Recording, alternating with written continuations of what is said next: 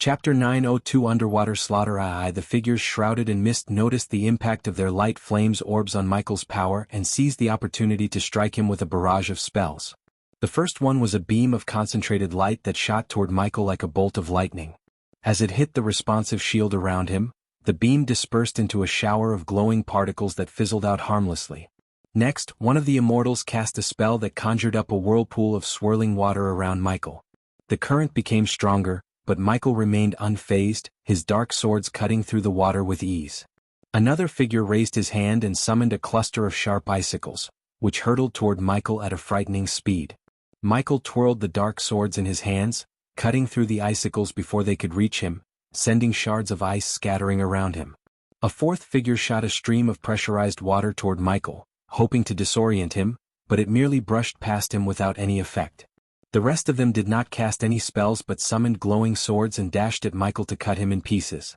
Their movements were swift and fluid, as they effortlessly sliced through the water with their weapons. Michael felt the pressure from the water increase as the figures closed in on him, but he remained focused on the incoming attacks. Michael unleashed a flurry of quick and precise sword strikes as the figures approached, effortlessly parrying their glowing swords with his dark blades.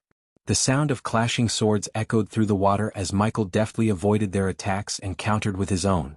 Despite the weight of the water pressing down on him, Michael moved with the grace and agility of a dancer, his movements almost fluid in their execution.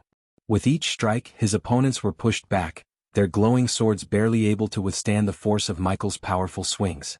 The water around them was churned into a frenzy, as the combatants continued their deadly dance. Finally, Michael saw an opening and took advantage of it. With a swift and powerful swing, he cut through one of the glowing swords, shattering it into 1,000 pieces. The figure who had summoned the sword was momentarily stunned, allowing Michael to move in for the finishing blow. With a quick thrust of his dark sword, he pierced through the figure's chest, and the glowing sword vanished in a burst of light. As the other figures realized their glowing swords were no match for Michael, they quickly retreated, disappearing into the murky waters to strategize their next move. One of the Immortals, however, refused to back down. He cast a spell that formed a massive ice dragon in the water, its scales shimmering in the dim light. The dragon roared, sending shockwaves through the water, as it charged at Michael with terrifying speed. Michael was already being bombarded by several spells at the same time, his responsive shield struggling to absorb the onslaught of energy.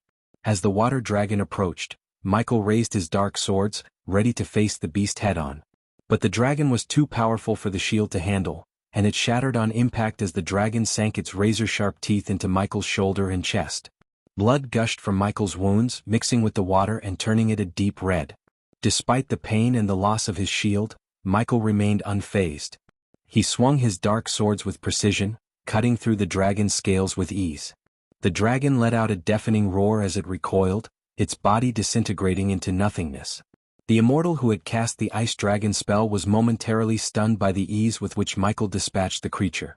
However, their victory was short-lived as the Dark Lord turned his pitch-black eyes towards the pulsating orbs of light that floated around them in the water. A sense of dread crept over the figures as they realized what was coming. Protect the orbs. The Immortals watched in horror as Michael's dark beams shot out of his eyes and shattered the glass caging the light flames orbs within. The orbs exploded in a burst of bright light, momentarily blinding the Immortals and illuminating the surrounding water. But as soon as the light faded, the orbs were gone. In a swift motion, Michael moved through the water, his dark beams firing with deadly accuracy to destroy the orbs in the distance. He swung his dark swords with expert precision, slicing through the orbs that floated closer to him. Each orb shattered into 1,000 tiny pieces, its light extinguished forever. The water around them started to turn darker once again. Since Michael was focused on destroying the orbs, some of the spells and sword attacks managed to get him. The black mist-covered figures managed to cut Michael several times, their glowing swords slicing through his flesh with ease. But the APD, the potion and pill dispenser that the Dark Lord wore around his wrist, sprang into action, injecting a potent healing potion into Michael's bloodstream. Despite the pain that racked his body, Michael fought on, his face a mask of determination.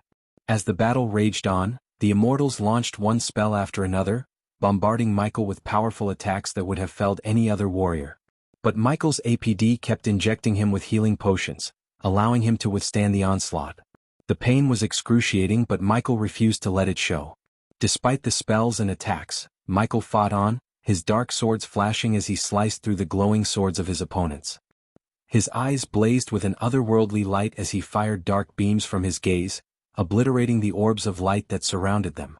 Each blow he struck was more ferocious than the last, his strength fueled by a burning desire to see the battle through to its conclusion. Finally, after what felt like an eternity, Michael destroyed the last of the light flame orbs. With a triumphant roar, he turned to face his opponents, his eyes blazing with a fierce intensity. Though battered and bloodied, Michael knew the battle was far from over. But with the light flames extinguished, his power once again reached the half-celestial stage. "Did you really think these puny light orbs would give you an advantage over me?" Michael scoffed, his wounds healing quickly thanks to the APD injecting healing potions into his bloodstream. Cuts and bruises on his body slowly faded away as he stood amidst the darkness that surrounded them. The Immortals moved away from Michael, their confidence was shaken by his words and the strength he possessed. But Michael knew the battle could have ended much sooner if they weren't fighting underwater, where the pressure was restricting his movements and limiting his abilities. "And those spells you cast?" Michael continued, his voice dripping with sarcasm. "They may have looked ordinary, but they were all epic-level spells. You really know how to put on a show, don't you?" Despite the pain he felt, Michael remained composed and focused on the task at hand. He knew he had to adapt to the underwater environment and overcome the challenge posed by the light orbs. With each passing moment, the darkness around him grew stronger, boosting his power and giving him an edge over his opponents. The complete darkness of the death range enveloped the area, and Michael rose to the half-celestial stage once again, just as he had been before the light orbs had interrupted his power. "Prepare yourselves to witness the true power gap between us." Michael's voice boomed in the utter darkness, sending chills down their spines. Mutrad, who had been observing the battle from a safe distance, felt the pressure around him increase as he braced for what was to come. The remaining Immortals and their half-immortal underlings frantically tried to cast their strongest spells, but they had no idea what was about to hit them. Suddenly, the water around them began to boil due to the intense heat emanating from the Dark Lord, while the ear-deafening crackling of lightning filled the air. As if that wasn't enough, the water began to swirl around them, forming a powerful vortex that threatened to crush them from all sides. As the darkness intensified, the two Immortals could feel the water moving around them, and an eerie silence descended upon the scene. Suddenly they felt a sharp pain in their throats as if a hot blade had been thrust through them. They tried to speak, but their voices were choked by the presence of a dark sword piercing through their necks. Blood oozed out of the wounds, staining the water around them, but in the pitch-black darkness, no one could see the blood or the dark swords. Just then, a half-immortal summoned a swarm of glowing piranhas, hoping to illuminate the Dark Lord floating behind the Immortals for a moment. But their hopes were short-lived, as the darkness enveloped the swarm of piranhas like an invisible hand and crushed them into oblivion, leaving the half-immortals stunned and defenseless. When Michael unleashed the ring of fire, the water around them began to heat up, and the half-immortals felt their skin start to melt. Despite being underwater, Michael's ring of fire burned with such intensity that it melted through the half-immortal's skin. The black mist surrounding them was no match for the power of the dark flames. While the half-immortals writhed in agony, the dark beams shot through the water like two bolts of lightning, penetrating their chests. They gasped in pain as they felt a strong surge of water around them. Before they could even begin to defend themselves, they felt a sharp pain in their necks as Michael delivered the final blow. The water around them churned violently as the half-immortals' lifeless bodies sank to the ocean floor. Michael, now the victor of the underwater battle, let out a triumphant laugh as the darkness began to recede. As the darkness faded away, Mutrad's eyes widened in shock as he saw the Dark Lord floating in the water, his body unscathed despite the intense battle that had just taken place. The bodies of the defeated foes slowly sank to the ocean floor, a silent testament to the power of the Dark Lord. The water around them glowed with an eerie light, the residue of the spells and attacks that had been exchanged. Mutrad couldn't help but feel a sense of unease as he looked around, wondering what impact their battle had on the delicate ecosystem of the ocean. The thought of the potential devastation sent shivers down his spine. Just when Mutrad thought the battle was over, the Dark Lord turned his gaze towards him and disappeared from his sight in a blur of motion. Mutrad stood there, stunned, with 1,000 questions racing through his mind. A few moments later, the Dark Lord reappeared at the spot where he had slain the Immortals and half-immortals, an earthen struggling and squirming in his hand. Despite its feeble attempts to escape, the Dark Lord tightened his grip around the earthen's neck, raising it up as his menacing eyes glinted in the dim light. Mutrad could feel the intensity of the Dark Lord's rage and power emanating from him, and he couldn't help but feel a sense of fear and awe in his presence. Mutrad noticed the glowing icy blue crystal in the Earthen's hand as he approached. The Dark Lord's gaze also fell upon the crystal, and he swiftly snatched it away from the creature's grasp. The crystal shimmered in his palm as he infused it with a sliver of energy, bringing the recorded battle to life. Watching the playback of the intense underwater battle, Mutrad felt a sense of awe at the power that was displayed. The crystal captured every moment of the battle in vivid detail, from the clash of spells to the fierce sword fights. It was as if they were reliving the battle in real time, only with a clearer view of the action. Intriguing. Now who hired you? The Dark Lord questioned with a chilling tone. Chapter 903 New Plague called the Red Bliss. 5 days later, Alicia stood in a grand hall, the walls adorned with intricate tapestries and golden chandeliers illuminating the space. In the center of the room, a round table sat, surrounded by a menagerie of individuals. A towering figure with fur and a lion-like head sat at the head of the table, his piercing eyes surveying the room. An elven woman with cascading blonde hair sat across from him, her features sharp and ethereal. In the center of the table, a delicately carved glass bottle stood, its glistening red contents catching the light and casting an otherworldly glow over the faces of those gathered. The atmosphere in the room was charged with anticipation, and Alicia could feel the weight of the room's purpose settling on her shoulders. Her words finally broke the tense silence in the room. "Gentlemen," Alicia began, her tone serious and commanding, "I bring to your attention the new highly addictive brew that has been flooding the markets in Elon and Azair. It was first introduced to patrons in various taverns for free, but now it's being sold for a minimum of 4,000 coins, which is 4 times the price of dwarven ale. This brew is no ordinary drink and we need to take action before it spreads like a plague throughout the realm. As much as I am shocked by the horrendous price," the lion-headed man snickered, "I can't help but think, why do we bother ourselves with what the nobles drink? If they want to drink this, they can. It's their choice. We guardians certainly have better things to worry about than some drink." Alicia couldn't help but feel a tinge of annoyance at his dismissive attitude towards the addictive brew that was causing chaos in Elon and Azair.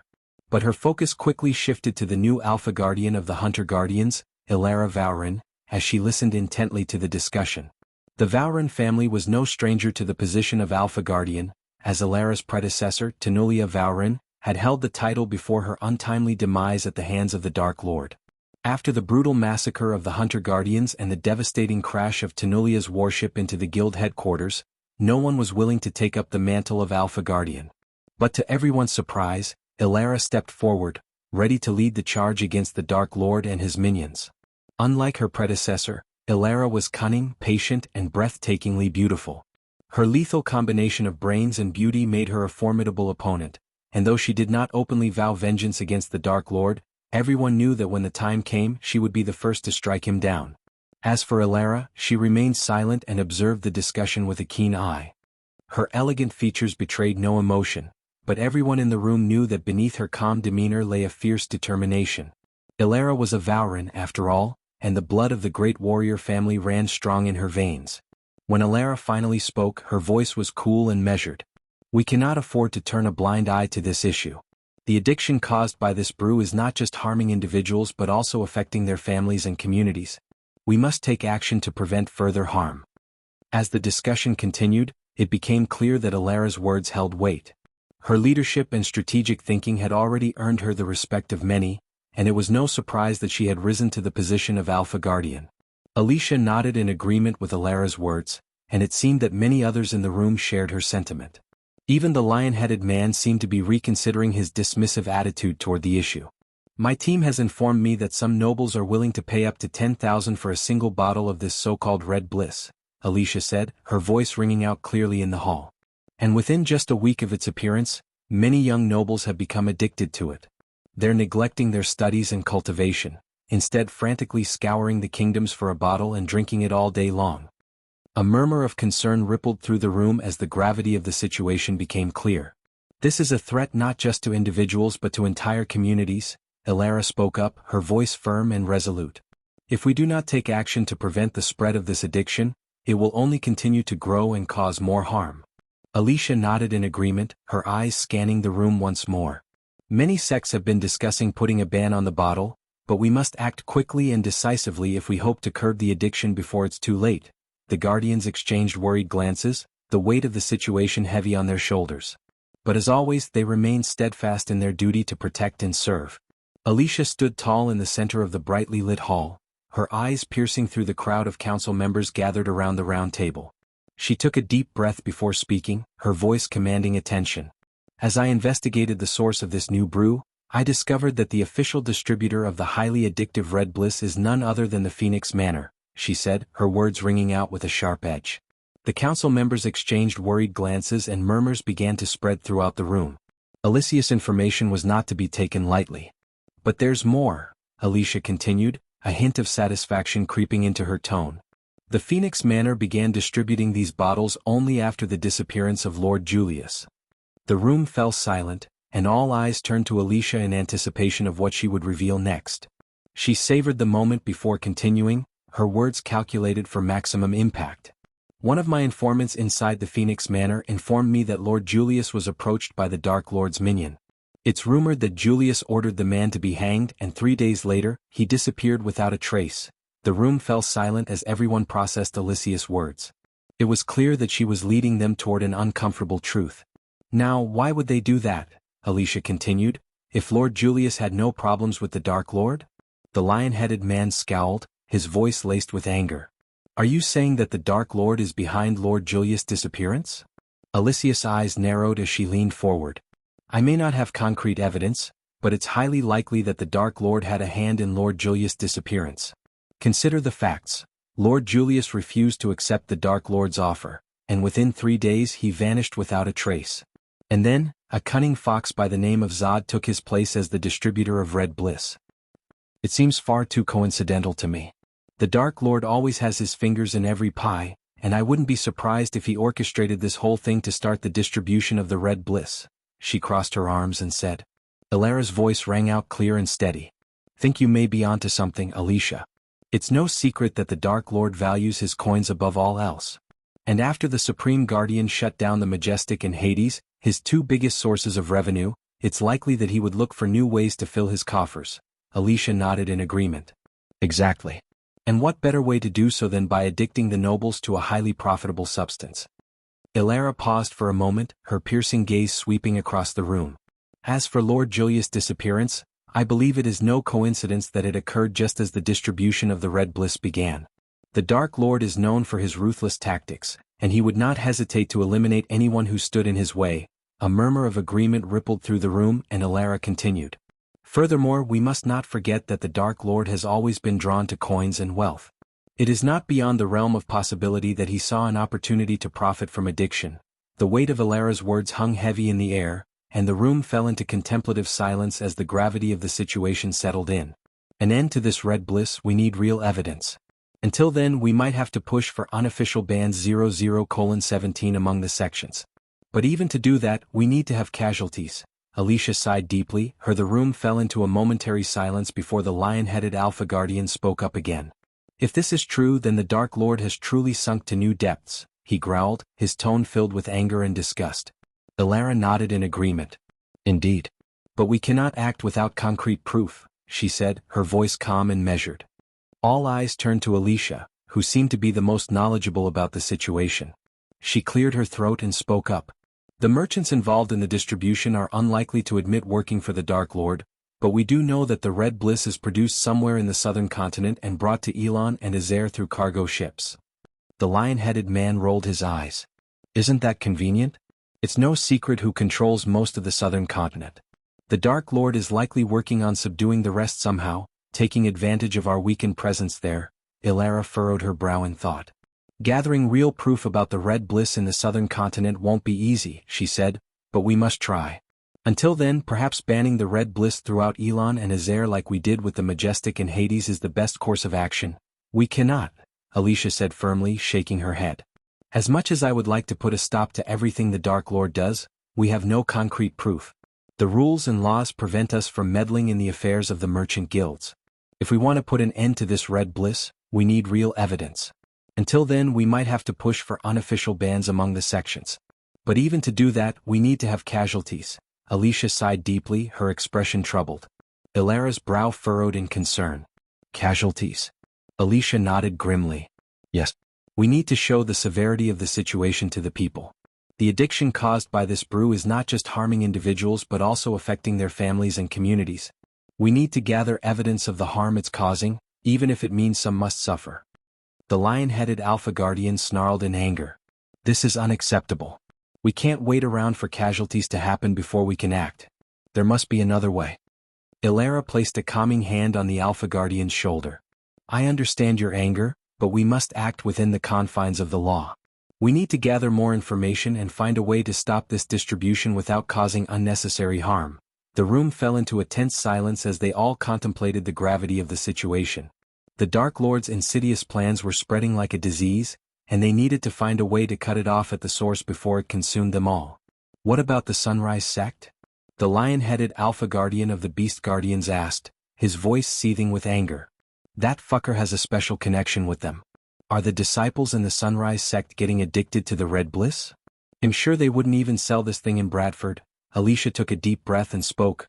Believe it or not, some taverns are selling the Red Bliss. But fortunately, the Sunrise Sect has a law in place preventing their disciples from drinking any type of booze. This rule was enforced after seeing their one-star disciple, Ghost, who abstained from drinking. The law has been in place long before the Red Bliss came into existence. Ilera nodded her head in agreement. That makes sense. The Sunrise Sect has always been strict with their rules and discipline. The lion-headed man's eyes narrowed with anger. So, what you're saying is that the Dark Lord's plan is to use the Red Bliss to create addiction among disciples of other sects, ultimately leading to their downfall, while the Sunrise Sect remains unaffected.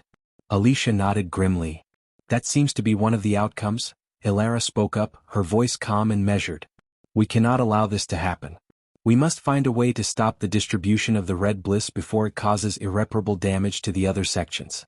The lion-headed man let out a low growl. Agreed. We need to take action and fast. We cannot let the Dark Lord win this battle. Alicia nodded in agreement. Like I said, we need to gather concrete evidence against the Phoenix Manor and their involvement with the Dark Lord. We cannot act without proof or we risk starting a war. Ilera spoke up again. We need to be careful and strategic in our approach. Let us gather information and evidence, and only then can we move forward with a plan to stop the distribution of the Red Bliss. Chapter 904 New Income and the Two Armor Pieces. The sky was engulfed in a tempestuous maelstrom of black clouds, illuminated by a frenzied barrage of lightning strikes. The ferocity of the storm was palpable, as heavy sheets of rain relentlessly battered the surrounding landscape, shrouding everything in a mist of swirling droplets. Amidst this chaotic scene, the ominous silhouette of the Dark Lord's towering mountain loomed ominously over the turbulent waters of the Dark Ocean. The castle, still only partially constructed, seemed to cling precariously to the sheer face of the mountain, with a sword-hilt mountain leading up to the Dark Lord's garden. The deafening roar of the waterfall cascading down the mountainside only added to the surreal atmosphere of the place. Despite the inhospitable conditions, a group of vampires dressed in the deepest shade of black could be seen darting through the air with effortless grace, their vigilant patrol never faltering, even in the midst of the raging storm. An empty hall was eerily quiet inside the castle, with only the sound of Gaia's breathing and the occasional clink of gold coins breaking the silence. The piles of gold coins glimmered and shone in the dim light, casting a warm, inviting glow on Gaia's face. Her raven-black hair was perfectly coiffed, framing her stunning features, and her bright eyes sparkled with unbridled joy. Unable to contain herself, Gaia let out a high-pitched squeal of delight and threw herself onto the stack of gold coins, letting them scatter around her like a shower of glittering rain. She rolled around in the piles of coins, her laughter filling the room as she reveled in her newfound wealth. The stack of gold coins before her contained a staggering 4.5 million gold coins, the result of just 1 week's sales of the Red Bliss. The sheer amount of wealth was overwhelming, and it was clear that business was booming for the Phoenix Manor. As Gaia was rolling around in the pile of gold coins, she couldn't help but let out a childish giggle.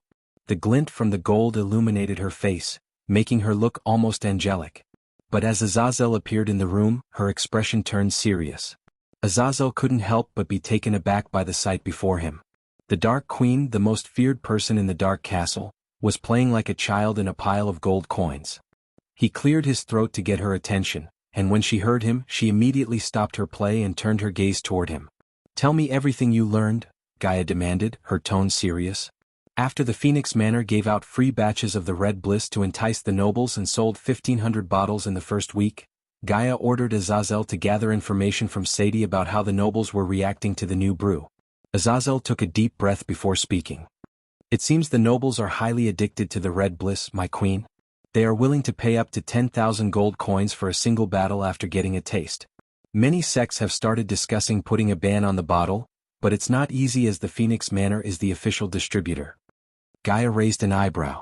And what about the kingdoms? How are they reacting? Azazel paused for a moment before continuing. The kingdoms are worried. They fear the addiction will distract their young nobles from their studies and cultivation. There's even talk of imposing a kingdom-wide ban, but nothing has been decided yet. Gaia nodded thoughtfully. I see. Keep gathering information, Azazel. We need to know everything there is to know about the Red Bliss and how it's affecting the kingdoms and sects. Gaia stood up from the pile of gold coins, her expression turning serious. Azazel, take some bottles from the next batch and send them to the ministers. We need to make sure they have a taste for the Red Bliss. Otherwise they won't hesitate to ban it, she said with a firm tone. Azazel nodded, his face betraying a hint of concern. But what about the prices for the next batch, my lady? I've heard rumors that some taverns are plotting to hide the bottles from the nobles so they can raise the prices up to 15,000 gold coins. Guy let out a scoff. Those greedy fuckers. We can't let them create a void in the distribution line. If the nobles and the rich get what they want, they'll drink and won't cause problems. But if they're denied what they want, their addiction will make them do something foolish. We have to keep the crime rate from rising as much as we can, or the Guardian Guild will have a strong case for pushing the ban even harder. Azazel nodded in agreement. They'll make sure to handle it, my lady. And what about the Guardians? What if they start to suspect something? Gaia's eyes narrowed and she let out a humorless chuckle. Those fools should have already suspected our involvement. But for now, we need to focus on keeping the flow of the Red Bliss steady and making sure our customers are satisfied. Any disruptions in the distribution can be disastrous for us. Azazel's crimson-red eyes glinted with bloodlust, causing Gaia to feel uneasy. It had been a long time since she had seen that side of him. As a result, the Dark Lord had ordered Azazel to control himself and meditate in order to calm his nerves, especially after the incident where he almost lost control and wreaked havoc among their enemies. Gaia knew that the demon inside Azazel was slowly awakening, and she would have to address the issue when the Dark Lord returned from the Sea Realm. Azazel's question took Gaia by surprise and she raised an eyebrow. No need, she replied, her tone firm. Just inform Zod about these tavern owners. He will take care of them. Gaia knew that Zod, the current leader of the Phoenix Manor, was more than capable of handling the situation. His cunning and resourcefulness had played a significant role in the success of the Red Bliss distribution thus far. Gaia also knew that Zod was loyal to them and would not hesitate to take care of any threats to their operation. Azazel nodded understanding and left the room, his bloodlust slowly subsiding. Gaia watched him go, a sense of unease still lingering in her mind. She knew that she would have to keep a close eye on Azazel in the future. Azazel bowed and left the room, leaving Gaia alone with the stack of gold coins. As she looked upon the shining pile, she couldn't help but feel a sense of wonder and awe. It wasn't that Gaia had never seen such an amount before, but the fact that they had almost gone bankrupt after Noah, the Supreme Guardian, closed down the Majestic in Hades made the stack before her all the more valuable. The Dark Castle had suffered greatly from the closure of their two biggest establishments. It was only after the arrival of the Red Bliss that they had regained their financial footing. Gaia couldn't help but think how quickly fortunes could change. In a barren desert, a mere drop of water was worth more than a lake nestled in the lush hills. She reached down and scooped up a handful of coins, feeling the cool metal against her skin. The weight of them in her palm was satisfying, and she relished in the sensation. Gaia was lost in the weight of the gold coins when Azazel rushed into the room, his furrowed brow revealing the urgency of his news. What now? Gaia asked, her eyes fixed on the demon. My lady, he said, Lord Saber has made a discovery.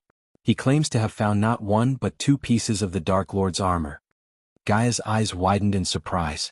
The Dark Queen strode into the surveillance room with the aura of power emanating from her. The sound of her footsteps echoed in the vast room as she made her way toward the center. Her black cloak billowed behind her like the wings of a dark angel, and her raven black hair was tied back into a ponytail, revealing her sharp and defined facial features. Azazel, the demon butler, stood by the entrance with his crimson-red eyes flickering with the reflection of the magical runes etched into the mirrors surrounding the room. The ambient lighting in the room was a mixture of darkness and blue, with the flickering light of orbs casting a dim glow. The dwarves were yet to finish building the surveillance room, and the dark forest still served as their main hub of surveillance. But they planned to have a better and bigger surveillance room in the dark castle. As soon as Gaia entered, Azazel raised his hand, and the individual mirrors, each showing a different spider feed from various parts of the castle, flickered out of existence. In their place, a single mirror formed in the center of the room, displaying Saber's face. "Greetings, my lady," Saber said with a respectful bow, his eyes locked onto hers. "You found the armor pieces?" Gaia's heart raced with anticipation as Saber's words sank in. They had been searching for the Dark Lord's armor pieces for months and now, finally, they had found them. She couldn't help but feel a sense of relief wash over her. "With Lord Tiberius' assistance, I was able to track down Quintus and locate the armor pieces." My lady. Gaia's eagerness was palpable as she leaned forward and asked, "Where is he?" Her mind was racing, wondering what Quintus was up to now and why he had resurfaced after all this time. Saber hesitated for a moment, his expression unreadable. Gaia could sense his hesitation and wondered what he could possibly say that would worry her. Finally, Saber spoke, "He's in Nagaland, my lady." Her eyes widened with shock at Saber's answer, and her jaw dropped in disbelief. Quintus, the elusive general of Kingdom Myril, was now in her own kingdom, Nagaland. Her thoughts raced as she tried to process this information. What could he possibly want in Nagaland? What was he doing? And most importantly, how did he manage to enter her kingdom undetected? Gaia's mind was racing with a million questions, and for a moment she forgot to breathe.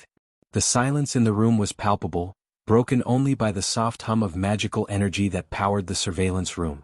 Saber's solemn expression and the weight of his words only added to the drama of the moment. Finally, Gaia found her voice. "Quintus is in Nagaland?" she repeated, her voice barely above a whisper. "What is he doing there?" "Preparing for war, my lady." Gaia felt a chill run down her spine as Saber's words sank in. "Preparing for war? In Nagaland?" She couldn't believe it. "What makes you think that?" she asked, her voice barely above a whisper. Saber's eyes narrowed and his face turned grim. "My sources in Nagaland have informed me that Quintus has been gathering a massive army, my lady. It seems like he has made some alliances with some powerful people.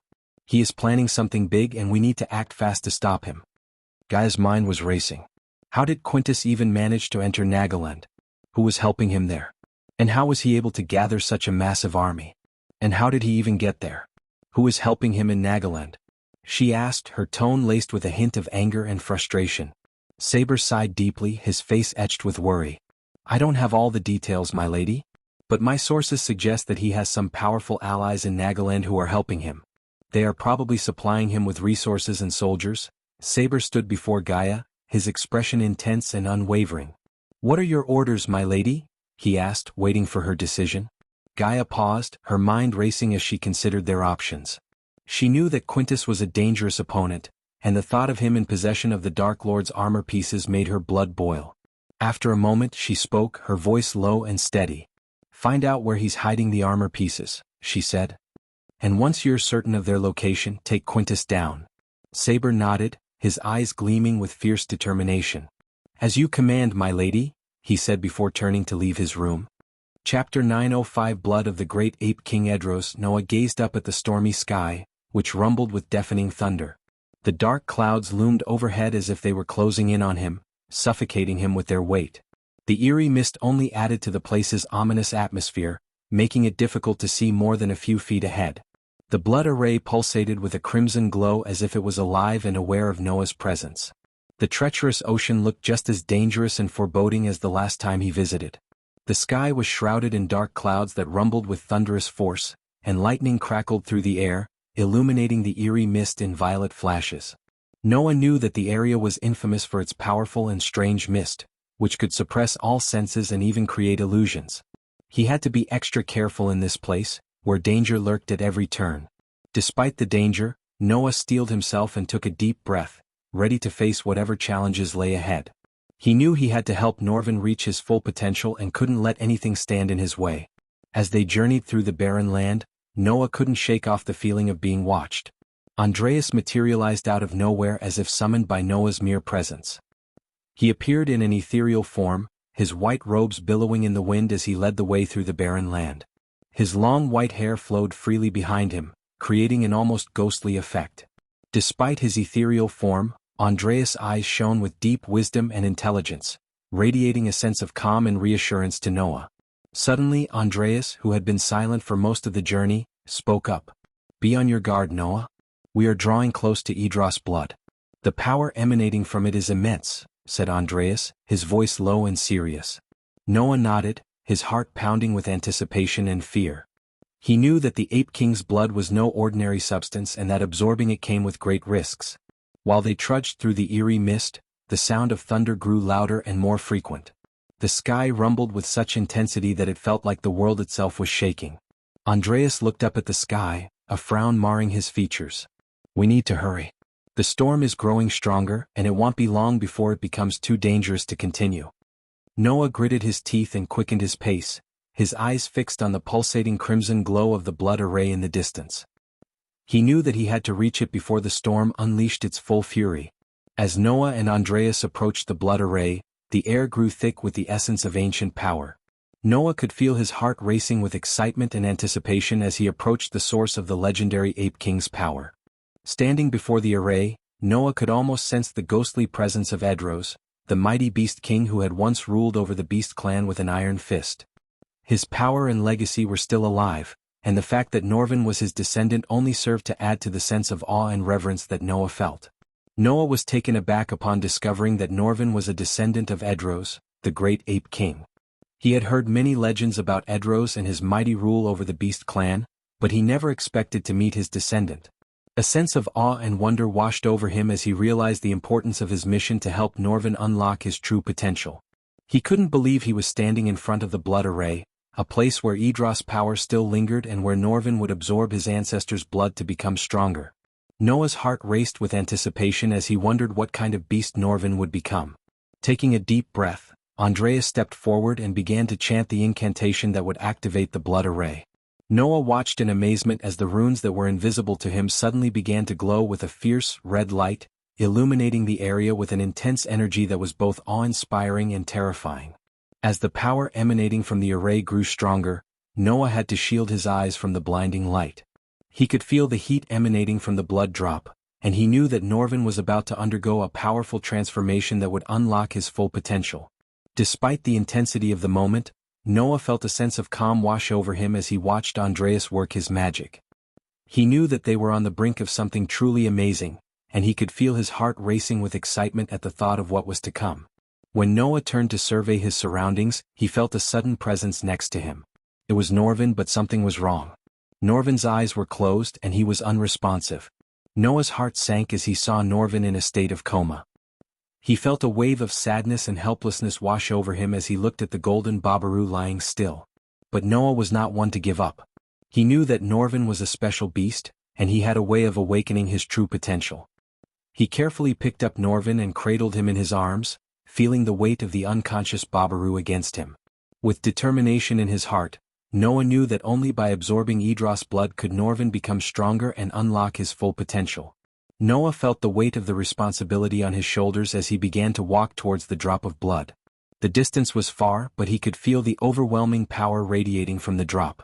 The stakes were high and Noah knew he had to be careful. After activating the array, a drop of blood appeared in the barren land far away from Noah. As Noah approached the blood drop, he could see it glimmering in the eerie mist. Despite its distance from him, he could feel its power radiating through the air. It was as if the blood drop was alive, drawing him closer to it with an irresistible force. Noah could see the blood drop reacting to Norvin's presence, slowly moving toward him. Norvin's golden fur shimmered in the violet lightning as if it was attracting the blood drop. It was a strange and mesmerizing sight, and Noah couldn't help but feel a sense of awe and wonder. As he reached the blood drop, he saw it pulsating with an intense red glow. It was a drop of blood that had been left behind by the great ape king Edros himself. Noah knew that this blood drop was the key to unlocking Norvin's true potential. Noah carefully held Norvin in his arms, shielding him from the blinding light of the blood drop. He could feel the blood drop slowly moving closer to them, drawn by Norvin's presence. It was a slow and deliberate process, as if the blood drop was carefully examining Norvin before merging with him. Andreas' voice resonated through the barren land as he said, "Place Norvin here, Noah. Let us see if the blood of Edros is enough to unlock his full potential." Noah gently laid Norvin on the gray, lifeless ground, his golden fur shimmering in the eerie mist. He looked at Norvin with a mix of concern and anticipation, knowing that absorbing his ancestors' blood was the only way to unlock Norvin's true power. As Noah stepped back, the drop of blood slowly made its way toward Norvin. It didn't merge with him immediately, but instead, it seemed to hover around him as if assessing whether Norvin was worthy of its power. Noah watched with bated breath as the blood started seeping into Norvin's body through his fur, his muscles bulging with newfound strength. Norvin's fur transformed into a radiant, shimmering golden coat, and his eyes glowed with an otherworldly light, as if he had become something more than a mere beast. Once the drop of blood was fully absorbed by Norvin, the sky above them shattered with thunder and violet lightning. Noah shielded his eyes from the blinding light, and for a split second, he saw the silhouette of a giant ape behind Norvin. It was as if the spirit of Edros himself had taken notice of Norvin's transformation. The clouds twisted and contorted into the shape of an ape's head before shifting into other forms as if the very fabric of reality was bending to acknowledge Norvin's newfound power. Noah's jaw dropped in amazement and fear, and he took a few steps back, not daring to take his eyes off the spectacle before him. "Wow," Noah whispered in awe. Norvin absorbed the blood as a strange sensation filled the air. The sound of clashing swords and the roars of dragons echoed all around them. Noah and Andreas looked around but saw nothing but the eerie mist and barren land. The sounds grew louder and more intense as if they were transported to a battlefield in another realm. Noah could feel his heart pounding in his chest, unsure of what was happening. On the other hand, Andreas remained calm and focused because he had experienced this before. Noah shouted over the deafening noise, "What's happening?" Andreas turned to him with a solemn expression. "This is the power of Edros' blood. It unlocks the memories of his past battles, and we are merely experiencing them." Noah couldn't believe what he was hearing. He had never heard of such a thing before. He watched in awe as the sounds of battle intensified, and the mist began to take on the shapes of soldiers and dragons. It was like they were standing in the middle of an ancient war. Noah's eyes widened in shock as he noticed shadows of dragons looming in the clouds above them, their fierce silhouettes looking all too real. The sounds of war and roars grew louder, echoing through the treacherous ocean. As he scanned the sky, Noah couldn't shake off the feeling that something was watching them, something that shouldn't be there. Suddenly, a red-scaled dragon emerged from the clouds, its wings spread wide as it opened its mouth and unleashed a deafening roar that shattered the air around them. Andreas' eyes darted around the sky, trying to locate the dragons. Noah could feel the tension in the air, his heart racing with fear and anticipation. Suddenly, another loud roar echoed through the clouds, and a shadow appeared above them. A dragon with scales as black as night swooped down towards them with blinding speed. Noah raised his hand, a ball of energy forming in his palm.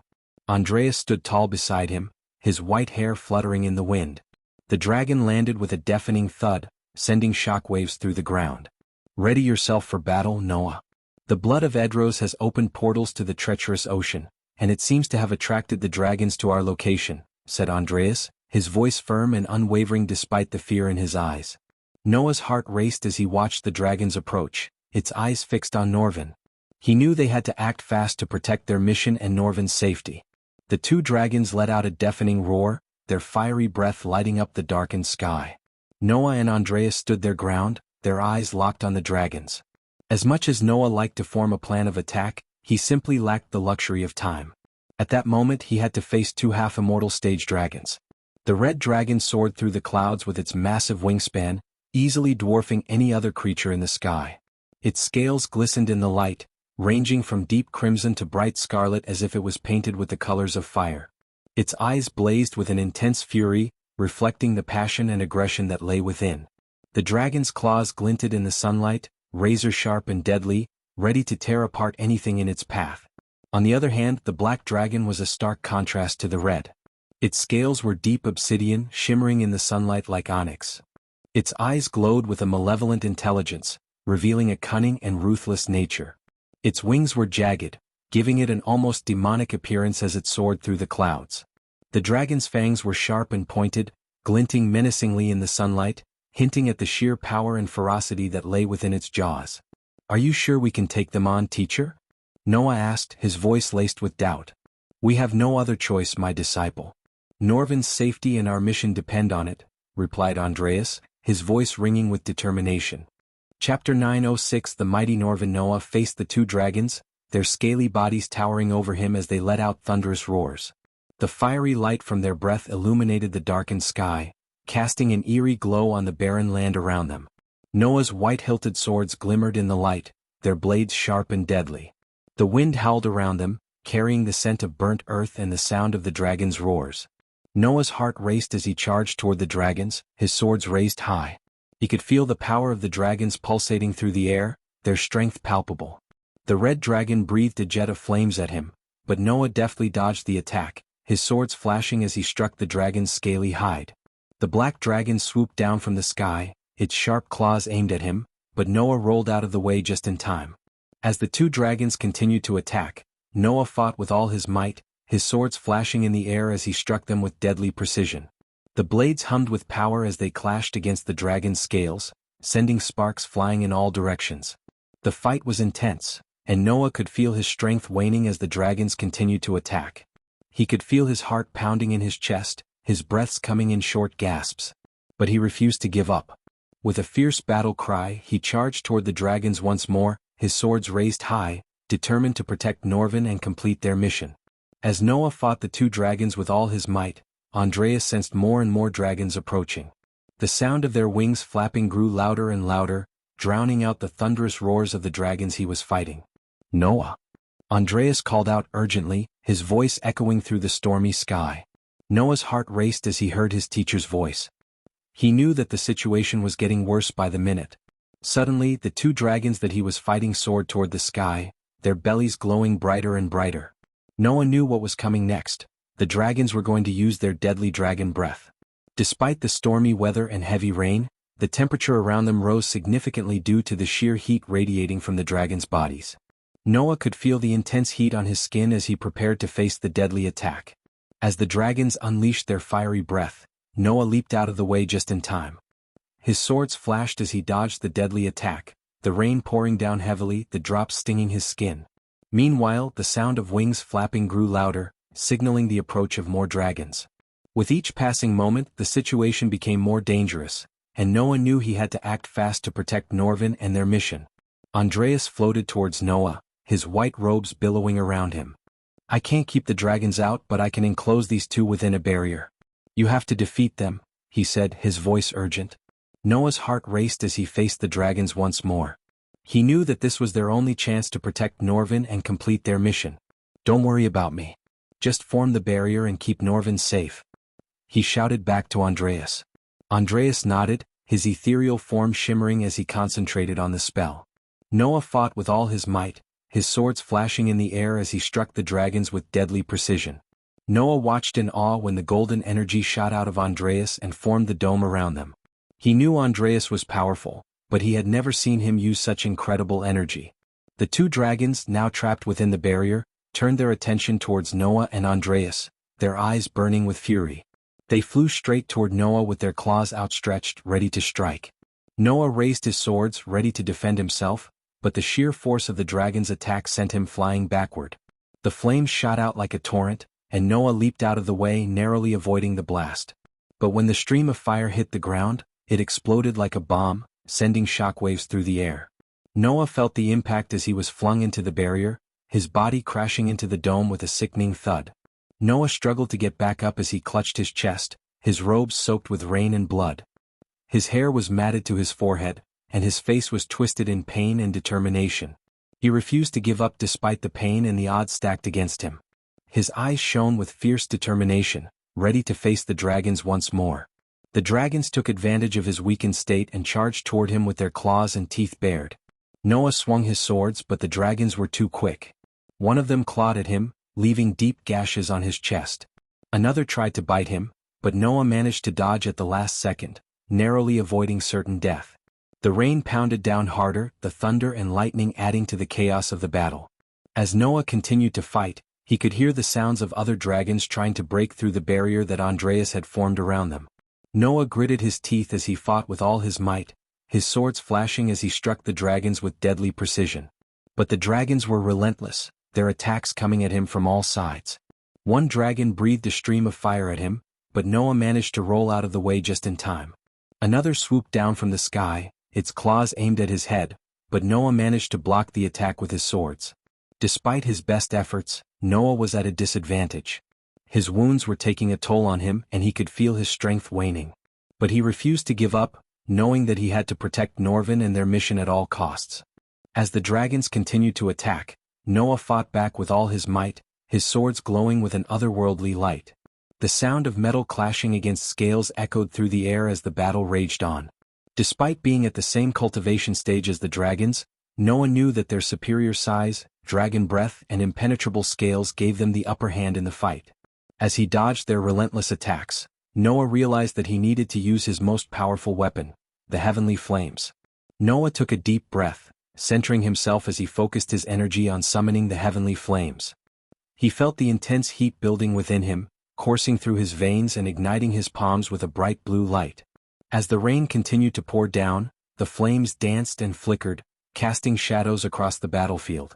The temperature around them began to rise, causing the raindrops to evaporate into steam.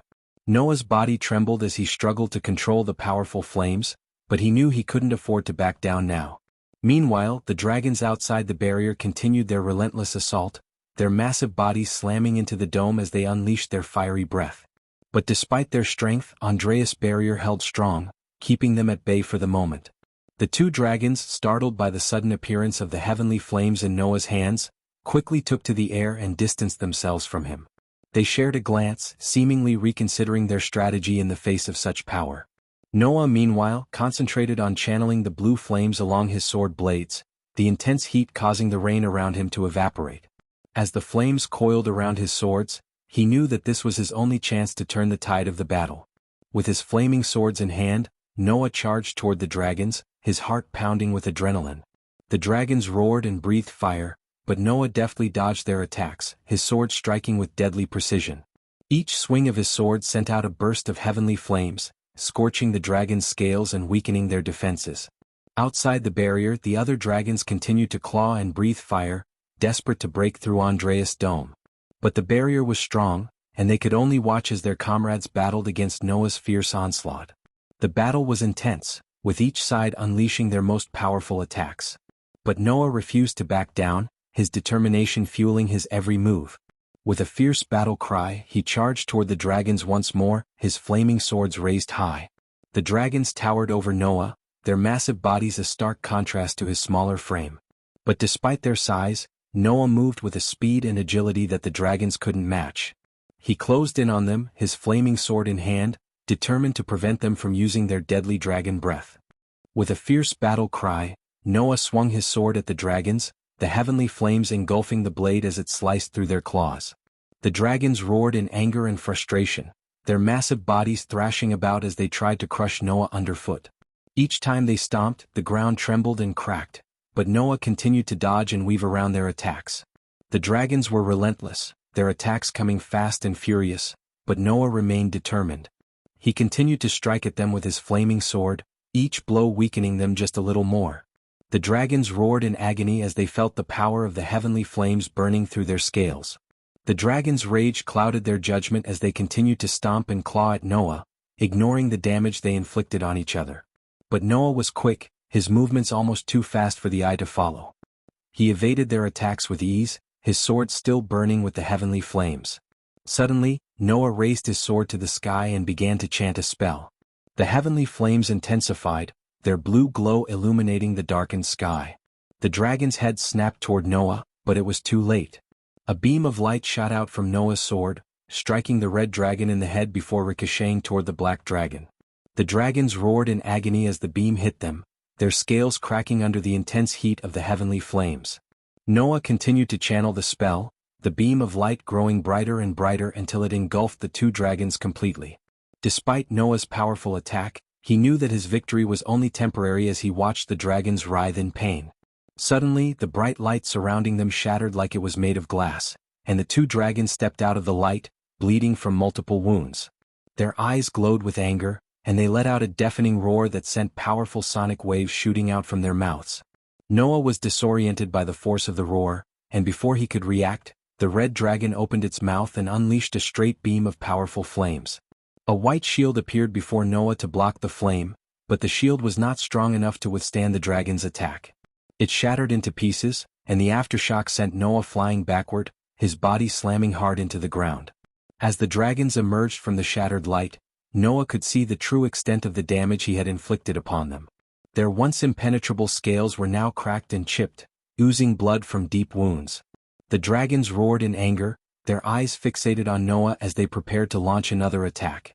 But before Noah could even take a step forward, the black dragon dashed towards him with incredible speed, its massive frame blocking out the sky above. The dragon stood over Noah, pinning his hands to the ground with its weight and preventing him from reaching his swords. Noah and the dragon locked eyes, a silent battle of wills playing out between them. Noah knew he had to unleash his full power if he wanted to defeat the dragon. He had held back until now, conserving his energy for the final blow. But the situation demanded he go all out. The dragon raised its head, and its belly began to glow with an ominous light. Noah's eyes widened as he watched the glow grow brighter, realizing the dragon was about to unleash its deadly breath attack. Just as the dragon was about to release its fiery assault, a sudden roar echoed through the air. The dragon quickly shut its mouth and looked up, distracted by the source of the noise. In a blink of an eye, a massive boulder flew out of nowhere and slammed into the dragon's head with incredible force. The dragon was sent flying through the air, crashing into the ground with a deafening thud. Noah's eyes widened in shock as he raised his head, taking in the sight before him. His gaze was met by the towering figure of Norvin, the mighty giant ape, whose immense frame loomed over him, reaching almost 70 feet tall. The fur on Norvin's body was a striking blend of brown and golden hues, reflecting the sunlight in a dazzling display of shimmering colors. It was a fur that was both soft to the touch and strong enough to withstand the toughest of challenges. Norvin's massive arms were longer than most trees, and each muscle rippled with incredible power and grace. With each step he took, the ground shook beneath his feet, and Noah could feel the sheer force of Norvin's presence radiating like a wave around him. It was as if Norvin was an unstoppable force of nature, an embodiment of raw strength and authority. As Noah's gaze locked with Norvin's, he couldn't help but feel a sense of awe and wonder. Norvin's piercing gaze was intelligent and wise, showing a level of understanding that went beyond the mere instinct of a wild animal. Every movement he made was calculated and deliberate, as if he was always thinking ahead and strategizing his next move. With a mighty roar, Norvin sprang into action. In a blur of movement, he closed the distance between himself and the red dragon, his powerful muscles propelling him forward with astonishing speed. Before the dragon could react, Norvin had already grabbed hold of its wings, his massive hands closing around the dragon's scaly skin with a vice-like grip. With a guttural growl, Norvin lifted the dragon off the ground and hurled it through the air, the beast's body hurtling towards the earth like a falling star. The red dragon crashed into the ground with a deafening thud, sending a shockwave rippling through the earth. For a moment the dragon lay there, stunned and motionless. But Norvin was not finished yet. With a savage roar, he charged towards the fallen beast, his powerful arms swinging like a pair of wrecking balls. As he reached the dragon, Norvin grabbed hold of its wings once more, and with a tremendous burst of strength, lifted the beast up high into the air. With a grunt of effort, Norvin slammed the dragon down onto the ground again and again, each impact sending tremors through the earth. Finally, Norvin released the dragon, letting it fall to the ground with a final crash. The red dragon lay there, battered and broken, unable to stand or fight. Norvin stood over the fallen beast, his chest heaving with exertion, his golden fur gleaming in the sunlight. Then Norvin let out a deafening roar that echoed throughout the jungle. He beat his chest with both fists, each thump resonating through the air like a thunderclap. As he stood towering over the fallen dragon, his chest heaving with exertion, he radiated an aura of unbridled power and dominance. It was a primal display, a show of strength and ferocity that left no doubt in anyone's mind who was in charge. Chapter 907 Norvin vs. Nightmare Eye. After almost beating the red dragon to death, Norvin turned his massive gaze toward Noah. The ape's towering form, almost 70 feet tall, made Noah seem insignificant on the ground. Yet, Norvin threw a reassuring smile at Noah before turning his attention back to the black dragon. But the black dragon was not intimidated by Norvin's size or strength. It roared in a fury, unleashing a powerful strike that clawed deep into Norvin's chest. Blood spurted out from the wound, but Norvin stood his ground, unfazed by the attack. The ape and dragon faced each other, their eyes locked in a deadly stare down. They roared at each other with deafening force, their echoes resonating across the treacherous ocean. It was a fierce battle of strength and will, and neither of them could overpower the other. As the battle raged on, Norvin began to beat his chest with increasing force, asserting his dominance over the black dragon. His roars grew louder and more powerful as if to challenge the dragon to try and take him down. The dragon lunged forward with a mighty roar, but Norvin stood firm, his massive arms raised in a show of strength and defiance. The battle between the ape and the dragon was at a stalemate, each one determined to emerge victorious. Their roars continued to shake the earth as they clashed with relentless fury, a testament to the unbreakable will of two powerful creatures. The sky rumbled with deafening thunder as a bolt of lightning came crashing down toward Norvin. Noah watched in horror, thinking that the lightning would strike the giant ape, but instead the lightning bolt surrounded Norvin, enveloping him in a blinding light. The light grew brighter and brighter until it was almost impossible to look at. Then, just as suddenly as it had appeared, the light vanished, leaving Norvin standing there, more magnificent than ever before. His muscles bulged with even greater power, and his fur glimmered like gold in the sunlight. Norvin had been transformed by the lightning bolt, and his strength was beyond anything Noah had ever seen. But the lightning strikes didn't stop there. One after another, bolts of lightning hit Norvin, each one boosting his power even further. The air crackled with electricity as the lightning strikes continued, each one turning Norvin into an unstoppable force. As Noah stood back in awe, he watched as Norvin slowly ascended to the half-immortal stage, his power reaching unprecedented levels. It was a sight that left Noah speechless, and he knew that he was witnessing something truly remarkable. It was evident that Norvin's heavenly tribulation was on a whole other level compared to Noah's. With each lightning bolt that struck him, Norvin's power surged, and he glowed with otherworldly energy. He looked like a true half-immortal, radiating strength and power that shook the ground beneath him. With his newfound strength, Norvin lunged at the black dragon with lightning-fast speed, his massive frame dwarfing the beast. He grabbed the dragon's snout with one hand and bit down hard on its neck with his ferocious teeth. The dragon let out a deafening roar of agony as Norvin's teeth were stained red with its blood. With each passing moment, Norvin's grip tightened, and the dragon's struggles grew weaker. Noah watched in awe from a safe distance, his heart pounding with excitement and fear. He had never seen anything like this before, and he knew that Norvin was far beyond anything he had ever faced. The ground trembled underfoot as Norvin and the black dragon continued their fierce battle, their roars echoing throughout the island. Noah stood frozen in awe as he watched the colossal beasts clash in an epic battle of strength and power. He had never witnessed such an intense fight before, and every passing moment seemed to escalate the tension to new heights. As Norvin sank his teeth into the dragon's neck, the air filled with the deafening roar of the wounded beast. But even as the dragon thrashed and writhed in pain, Norvin showed no sign of relenting. Instead, he seemed to grow even stronger, his muscles bulging with newfound power. But the dragon was not ready to admit defeat just yet. With a sudden burst of energy, it began to glow from within, its belly lighting up like a fiery beacon. Norvin's hands burned as he held the dragon's mouth shut, his grip tight and unyielding. As the dragon prepared to unleash its deadly dragon breath, Norvin acted fast, grabbing the dragon's jaw with all his might and forcing its mouth shut. The two colossal creatures locked eyes in a fierce battle of wills, their muscles straining as they fought for dominance. Norvin roared in frustration as he struggled to keep the dragon's mouth shut. His muscles bulged with the effort, and sweat glistened on his fur as he tried to overpower the beast.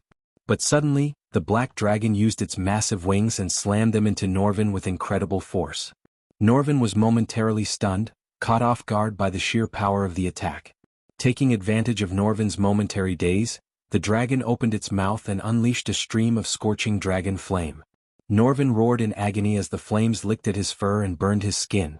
But even in the midst of his pain, Norvin's roar contained more anger than anything else. Gritting his teeth, Norvin leaped into the air and put his fists together, aiming straight for the dragon's head. With a thunderous impact, Norvin's fists connected with the dragon's skull, causing the ground beneath them to tremble and crack. The force of the blow was so immense that several of the dragon's scales cracked and flew off its body, revealing the soft flesh underneath. The dragon roared in pain and fury, thrashing wildly in an attempt to shake Norvin off. But Norvin held on tight, his grip unyielding as he continued to pummel the dragon with powerful blows. As Norvin wrapped his massive hands around the dragon's neck, The black beast thrashed and writhed, desperately trying to break free from Norvin's grip. Suddenly, Noah's body trembled with exhaustion as the barrier kept depleting Andreas' soul energy. As a result, sweat dripped down Noah's face and his vision began to blur.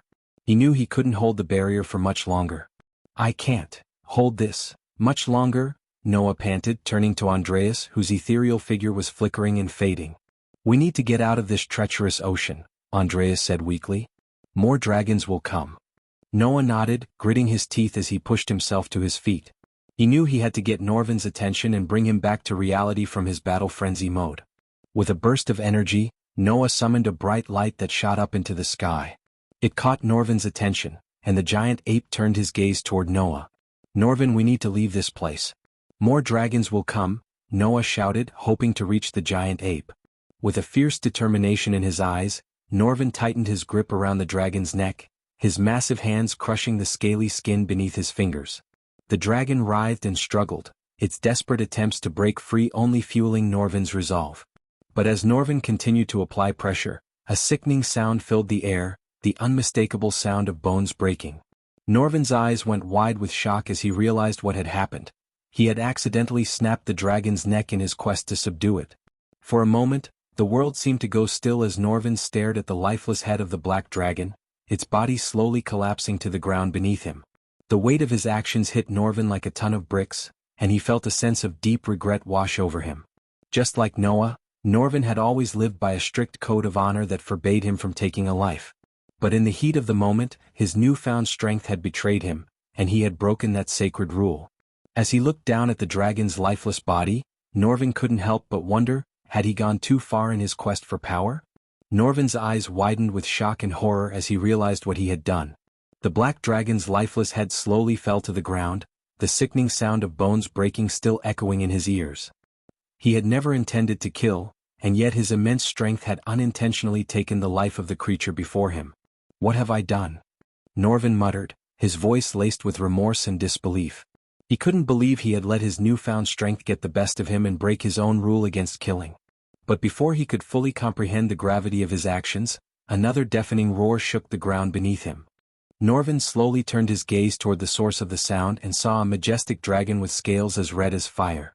The treacherous ocean was engulfed in a storm, with raging waves and howling winds adding to the ominous atmosphere as the red dragon flew straight toward them. The red dragon's eyes gleamed with rage as it focused its attention on the barrier that was keeping Noah and Norvin safe. The dragon's massive claws dug into the barrier, sending sparks flying and causing the barrier to flicker and shake under immense force. With a fierce determination, the dragon repeatedly headbutted the barrier, each impact creating deep cracks that grew wider and wider until the barrier finally shattered under the dragon's might. "Nightmare," Norvin's eyes widened with shock and recognition as he gazed at the dragon before him. It was none other than Nightmare, the infamous familiar of the Dark Lord himself. Despite being smaller in size than Norvin, the red dragon exuded a terrifying aura of power and strength. Its scales were as red as the fires of hell, shimmering ominously in the stormy climate of the treacherous ocean. Its eyes gleamed with an intense rage that made Norvin crease his brows. Its razor-sharp claws dug deep into the ground, leaving deep trenches in its wake. And its wings were spread wide, making it seem as if it was ready to take flight at any moment. Norvin knew that facing Nightmare would be no easy feat, and he steeled himself for what was to come. Even with his newfound strength, he knew that defeating the Dark Lord's familiar would be an uphill battle. A feeling of deep-seated hostility and rage boiled inside Norvin as he locked eyes with Nightmare. It was as if he had encountered a lifelong foe, and the intensity of his emotions caught him off guard. Prior to absorbing Idros' blood, Norvin had never felt such an overwhelming desire for revenge. But at that moment, all he could think about was crushing the dragon before him. His muscular arms flexed as he balled his fists, his eyes blazing with an intensity that was almost primal. Norvin's fur bristled with anticipation as he let out a deafening roar, challenging Nightmare to come at him with all his might. The stormy ocean seemed to echo with his roar, amplifying the ferocity of the moment. Nightmare's eyes glinted with fury as he surveyed the scene before him. The lifeless body of the black dragon lay crumpled on the ground, and the sight only served to fuel the dragon's already boiling rage. His scales glimmered in the stormy light, and his sharp claws dug deep into the rocky terrain beneath him as he readied himself for battle. When Norvin roared, Nightmare's response was immediate. His own roar echoed through the tumultuous waters, its force shaking the very foundations of the treacherous ocean. As the two mighty creatures faced off against each other, their roars grew louder and more ferocious, each one trying to outdo the other in sheer power and intensity. The wind howled around them as they circled each other, each one waiting for the other to make the first move. Norvin's eyes burned with a newfound determination, and he could feel his muscles tensing with anticipation. Meanwhile, Nightmare's eyes blazed with an all-consuming fury, and his entire body vibrated with the desire to destroy his opponent. With a sudden lunge, the two creatures charged towards each other, their teeth bared and their claws extended. The clash of their bodies reverberated through the air, and the sound of their roars filled the entire ocean. The battle had begun, and it was clear that only one would emerge victorious. Chapter 908 Norvin vs. Nightmare. As Norvin and Nightmare lunged at each other, Noah's heart was pounding in his chest. He watched in awe as the two colossal creatures clashed with an incredible force that sent shockwaves through the treacherous ocean. With blinding speed, Nightmare darted towards Norvin and raised his front legs, delivering a crushing kick to Norvin's chest. Norvin was caught off guard and was sent flying through the air, his massive frame tumbling and crashing through the waves. While Norvin struggled to regain his footing, the other dragons swarmed towards him, ready to attack.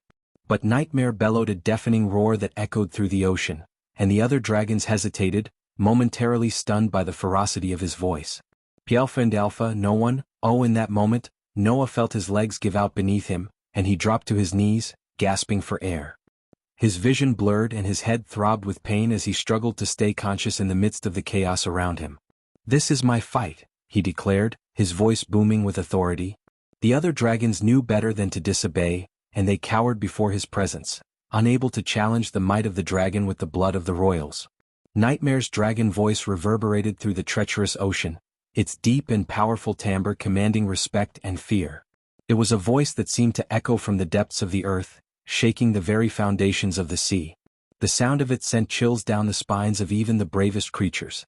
As he spoke, his voice carried an air of authority and dominance, a reminder of his royal bloodline and the power he held over the other dragons. They trembled in fear and didn't dare to interrupt the battle that was about to unfold. Norvin steadied himself, gritting his teeth as he felt the blood oozing from his chest. His chest heaved with each ragged breath, but his eyes blazed with a fierce determination. He let out a primal roar, the sound echoing through the treacherous ocean and shaking the ground beneath them. With a newfound strength fueled by his rage, Norvin launched himself at Nightmare, his massive fists balled up into tight knots. His movements were swift and calculated, his immense size and strength giving him an edge over his opponent. The clash between the two giants was like thunder, their blows landing with the force of 100 men. The ground beneath them cracked and crumbled, sending debris flying in all directions. Despite the pain and exhaustion, Norvin refused to back down, his determination to defeat Nightmare pushing him forward. When Nightmare appeared in the treacherous ocean, he was confused and disoriented as he was unsure of how he had been transported there. He had been on his way to meet Claire when a mysterious portal had suddenly appeared and engulfed him. And now he was faced with a scene of chaos and destruction. The Red Dragon's heart sank as he witnessed the aftermath of Norvin's brutal battle. He had never expected to find Norvin engaged in such a violent conflict with other dragons. And when he saw the lifeless body of the slain dragon, a surge of anger and disbelief coursed through him. Nightmare had always believed in resolving conflicts through peaceful means most of the time, and he was certain that Norvin could have subdued the other dragons without resorting to such extreme measures. The fact that he had taken a life without a shred of mercy left a bitter taste in Nightmare's mouth. With his blood boiling and his mind clouded by rage, Nightmare entered into a pure frenzy mode. His eyes glowed with a fierce intensity as he locked his gaze on Norvin, feeling an overwhelming urge to avenge the fallen dragon.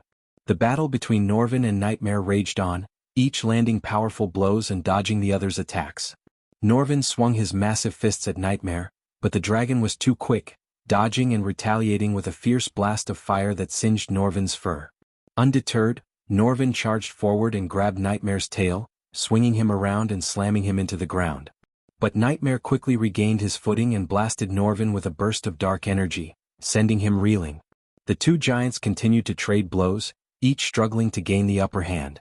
Norvin swung his fists and slammed into Nightmare's scales, causing them to crack, but the dragon retaliated with a blast of lightning that arced through the air and struck Norvin in the chest. Despite the intense pain, Norvin refused to back down, and he countered with a powerful blow that sent Nightmare soaring through the air. The dragon crashed to the ground, but he quickly rose to his feet, his eyes gleaming with fury. With a roar, Nightmare charged at Norvin, who met him head-on. The two giants clashed in a fierce battle, each unleashing a flurry of attacks that shook the very earth beneath them. The battle seemed to have no end in sight, each creature determined to emerge victorious. Norvin, being at the half-immortal stage, had an advantage over Nightmare, who was only at the fusion stage. The power surging through Norvin's veins, amplified by the blood of Edros, gave him an incredible strength that he had never felt before. But even with this advantage, Nightmare was not an easy opponent to defeat. As the two beasts clashed, each landing blow for blow, Norvin felt a rush of adrenaline surging through him. With one swift motion, Norvin swung his massive arm and landed a powerful punch on Nightmare's side, causing the dragon to roar in pain. But before Norvin could celebrate his victory, Nightmare retaliated with a fierce bite, sinking his sharp teeth into Norvin's arm. Norvin and Nightmare continued to clash in a fierce battle, each one determined to emerge victorious. The stormy weather around them intensified, with thunderbolts crackling through the darkened sky and the howling winds adding to the chaos of the battlefield. Suddenly, Nightmare prepared to unleash a devastating combination attack. His scales shimmered in the stormy light as he opened his jaws wide and let out a blast of icy breath, sending shards of ice flying towards Norvin. Despite Norvin's best efforts to dodge the attack, some of the shards grazed his fur, leaving small cuts on his body. Infuriated by the attack, Norvin roared and charged towards Nightmare, his massive fists raised high. Nightmare met his attack head-on, clashing his own fists against Norvin's. The ground shook violently as their blows connected, sending shockwaves throughout the barren landscape. As the battle continued, the environment around them began to change. The icy breath unleashed by Nightmare had caused the ground around them to freeze over, making it more difficult for Norvin to maintain his footing. Meanwhile, the fiery breath he had mixed with it caused pockets of flames to erupt, creating obstacles and hazards in the already treacherous terrain. As the clash between Nightmare and Norvin intensified, the surrounding dragons could feel the energy emanating from the two powerful beings. One by one they began to retreat from the area, not daring to interfere with the fierce battle. Meanwhile, in the distance, two figures hovered in the air, their eyes fixed on the ongoing fight. The woman was strikingly beautiful, with fiery red hair that seemed to glow in the stormy sky. Her gaze was unwavering, focused entirely on the battle unfolding before her. Beside her, a ghostly figure floated, bearing a striking resemblance to the fallen warrior Andreas. Though his form was insubstantial, the determination in his eyes was clear. It was none other than Salisi, ruler of Nagaland, and the other soul piece of Andreas. Together they had orchestrated the arrival of the Dark Lord's dragon and the ensuing battle, hoping to settle the score once and for all. As they watched the two familiars clash, Salsis' heart raced with anticipation. She had long awaited the chance to strike at the Dark Lord and put an end to his reign of terror. Since both the Dark Lord, the god of darkness, and Noah, the god of light, avoided direct confrontation with each other, Salisi knew she and the other piece of Andreas had to instigate their battle somehow. They plotted to pit Nightmare, the Dark Lord's familiar, against Norvin, Noah's familiar. No matter which familiar died in the hands of the other, it would instigate the battle between their respective gods. At the very least, one would weaken the other's army. "I'd say take out the Dark Lord's familiar," said the other piece of Andreas. Salisi paused for a long moment, contemplating Andreas' words. She knew it was a risky move, but it might be their only chance to rile up the Dark Lord enough to make him make a move against the god of light. They hoped Noah would defeat the Dark Lord and prevent him from plunging the world into darkness. Salisi knew that Noah, the god of light, wouldn't be able to permanently kill the Dark Lord without the god-killing arrows. However, if Noah managed to defeat the Dark Lord, it could buy them some valuable time to grow even stronger. The war between light and darkness had been raging on for centuries, and Salisi knew that every little victory counted. As she watched the battle between Nightmare and Norvin from afar, her mind raced with the possibilities of what could happen if the Dark Lord fell. Would the other gods finally come to this world, or would they continue to watch from the sidelines? She knew that the fate of their world rested on the outcome of this battle. Meanwhile, the battle between Nightmare and Norvin continued to rage on. Nightmare's flight ability gave him the upper hand, allowing him to bombard Norvin with a relentless assault of fire and cold breath. Norvin struggled to keep up with Nightmare's speed and ferocity, but he refused to back down. "He is down," Andreas said, looking at Noah, who collapsed. Whenever Andreas depleted his soul energy, Noah would enter an unconscious state for some time before recovering. The other Andreas stared down at Noah's unconscious form, his soul energy depleted from the fierce battle. As Noah lay there, helpless and vulnerable, Andreas knew that this was their chance to strike. With a sly grin, he turned to Salisi and whispered, "He's down. Now's our chance to make our move." Salisi nodded in agreement, knowing that they couldn't afford to waste a single moment. They had to act fast if they wanted to defeat the Dark Lord and his armies. Norvin was on his last breaths, his wounds and scorched skin causing him to falter. Nightmare, on the other hand, had the upper hand in the battle, and he knew it. He flew straight at Norvin and pinned his arms to the ground, preparing to deliver the final blow. Despite being at a lower cultivation stage, Nightmare's battle training with Gaia had paid off, and he was a formidable opponent. Norvin braced himself for the worst. But just as Nightmare was about to rip Norvin's head off, a sudden bright flash of light lit up the area, blinding the two familiars for a moment. Norvin and Nightmare both closed their eyes, caught off guard by the sudden burst of light. As Norvin struggled under Nightmare's clutches, he suddenly heard a sharp metallic noise that pierced through the chaos of the battlefield. It was followed by a growl that turned into a deafening roar. Then a hot liquid oozed onto his face, and he felt Nightmare's grip loosen. He quickly closed his eyes, anticipating the worst. When he finally opened them again, he saw Noah standing on his chest, wielding his sword. The sword was plunged straight into Nightmare's heart, and the dark energy that emanated from the dragon slowly dissipated. Noah's eyes were glowing brightly, and his aura seemed to have multiplied in intensity. The scene was shocking to say the least. Norvin had never seen Noah like this before. It was as if he had tapped into an entirely different power, one that he had never shown before. The sheer force of the energy emanating from Noah was overwhelming, and it seemed to be consuming him from the inside out. Norvin stared at Noah in shock, wondering what had happened. Had Noah unlocked a new level of power, or was it something else entirely? He couldn't tell, but he knew that something significant had just occurred. "What have you done?" Norvin growled. As the blinding light from Noah's sword pierced through Nightmare's body, Norvin's heart sank.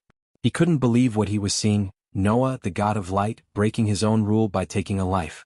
Norvin growled in anger, his eyes fixed on Noah's glowing ones. For a moment, he thought he saw a hint of madness in Noah's eyes, like he was a different person entirely. The sharp metallic sound echoed through the air as Noah withdrew the sword from Nightmare's body. Norvin watched in horror as the dragon slowly fell to the ground, writhing in pain.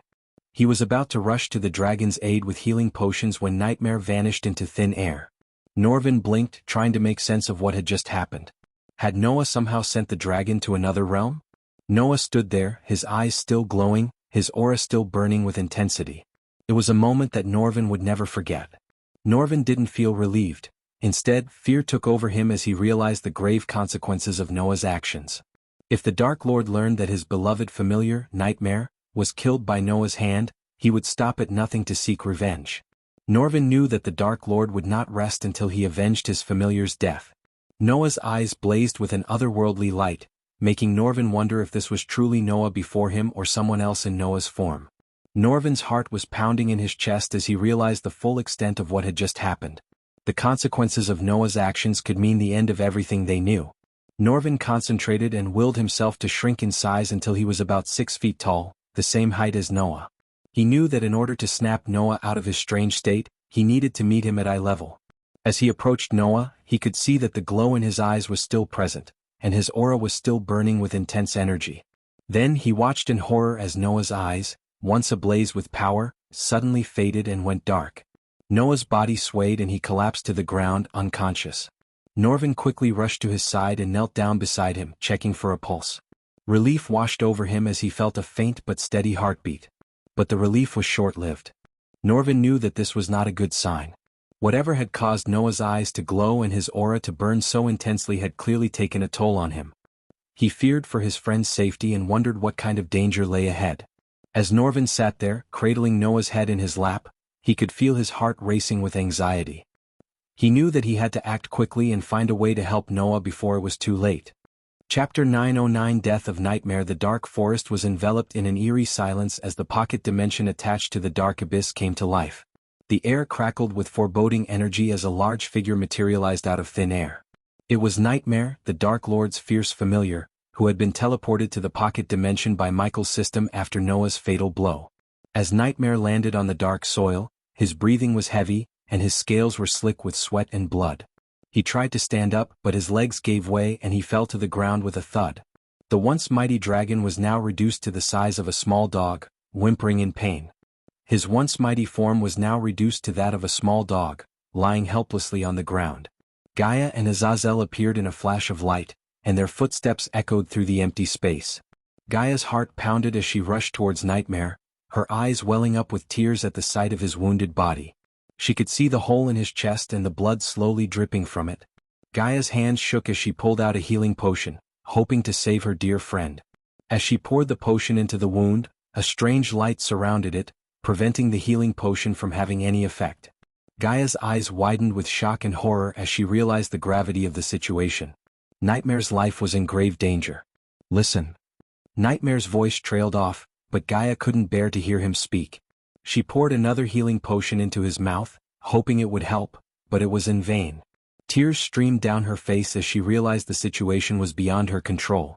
Azazel stood on the side, his eyes glued to the dying Nightmare. His heart sank as he watched the life force slowly drain out of the dragon's body. He knew that the healing potions would have no effect, but he couldn't bear to see Nightmare suffer like this. Gaia, on the other hand, refused to give up.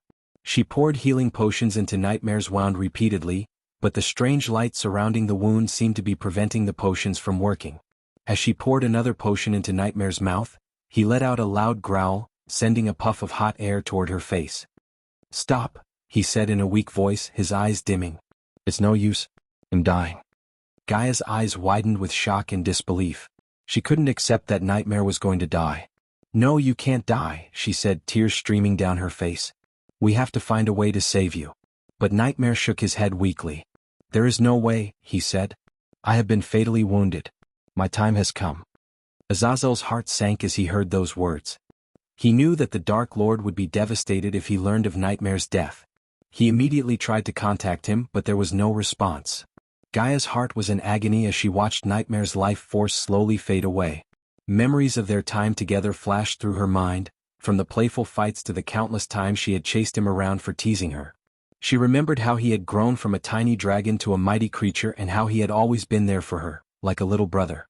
Despite the age-old hostility between her race and dragons, Gaia couldn't bear the thought of losing Nightmare. As she poured the healing potion into Nightmare's mouth, she watched in despair as the strange light surrounding his wound prevented it from healing. His breathing became heavier and labored, and he emitted a puff of hot air, almost as if he was trying to stop her from prolonging his suffering. Gaia felt helpless and powerless, and her anger towards whoever had stabbed Nightmare was overshadowed by her worry for his life. She couldn't imagine a world without Nightmare, and the thought of losing him was unbearable. Azazel's attempts to contact the Dark Lord proved futile, and the situation grew increasingly dire as Nightmare's life force continued to fade away. It was as though an invisible force was preventing him from contacting the Dark Lord. Despite Gaia's attempts to heal him, Nightmare knew that his end was near. Gaia's tears fell on Nightmare's face as she held him in her arms, her voice breaking as she promised to heal him. But Nightmare knew the truth and he shook his head, his breathing growing shallower. "Don't talk. Save your energy. I will heal you." Gaia's voice stuttered as she frantically searched for a way to save Nightmare. But Nightmare slowly shook his head. "You cannot. I can feel it. I am going to die." Nightmare's voice was weak and strained, his breaths coming in short gasps. "No, you're not. You're going to be okay," Gaia pleaded, her tears falling onto Nightmare's face as she held him close. "Please just let me go in peace. I don't want my death to trigger a war. Promise me and let me." Nightmare coughed up more blood, his body growing weaker with each passing moment. Gaia held onto Nightmare tightly, trying to stop the inevitable. She could feel his strength slowly leaving his body and his breathing becoming shallower with each passing moment. Nightmare lifted his head and looked into Gaia's eyes, his own eyes filled with gratitude and sadness. "Thank you for everything, sister," he whispered, his voice barely audible. I wish I had more time." Gaia's heart broke as she watched life slowly slip away from her dear friend. She could feel her tears falling on Nightmare's scales as he weakly put his head on her shoulder to embrace her. "Please, let me go, in peace," he murmured, his breaths becoming more labored. "This is my dying wish." Gaia nodded, unable to speak as she held on to Nightmare. She knew that she had to let him go, but the pain of losing him was too much to bear. She whispered her own words of gratitude and love to him as he took his final breath, and she felt his body go limp in her arms. Gaia stood there in disbelief, holding Nightmare's lifeless body in her arms. She couldn't comprehend that her beloved dragon, her little brother, was gone forever. All the memories of their adventures together flashed before her eyes, making her feel like she had lost a part of herself. Her heart was heavy with grief, and she couldn't bear the pain of losing someone she loved so dearly. The world around her seemed to have stopped moving and everything was eerily quiet. Even Azazel, who was usually composed and unaffected by emotions, shed a tear for Nightmare. He knew how much the dragon meant to Gaia and how devastated she must be feeling right now. Gaia finally broke her silence, her voice sounding hollow and devoid of any emotions.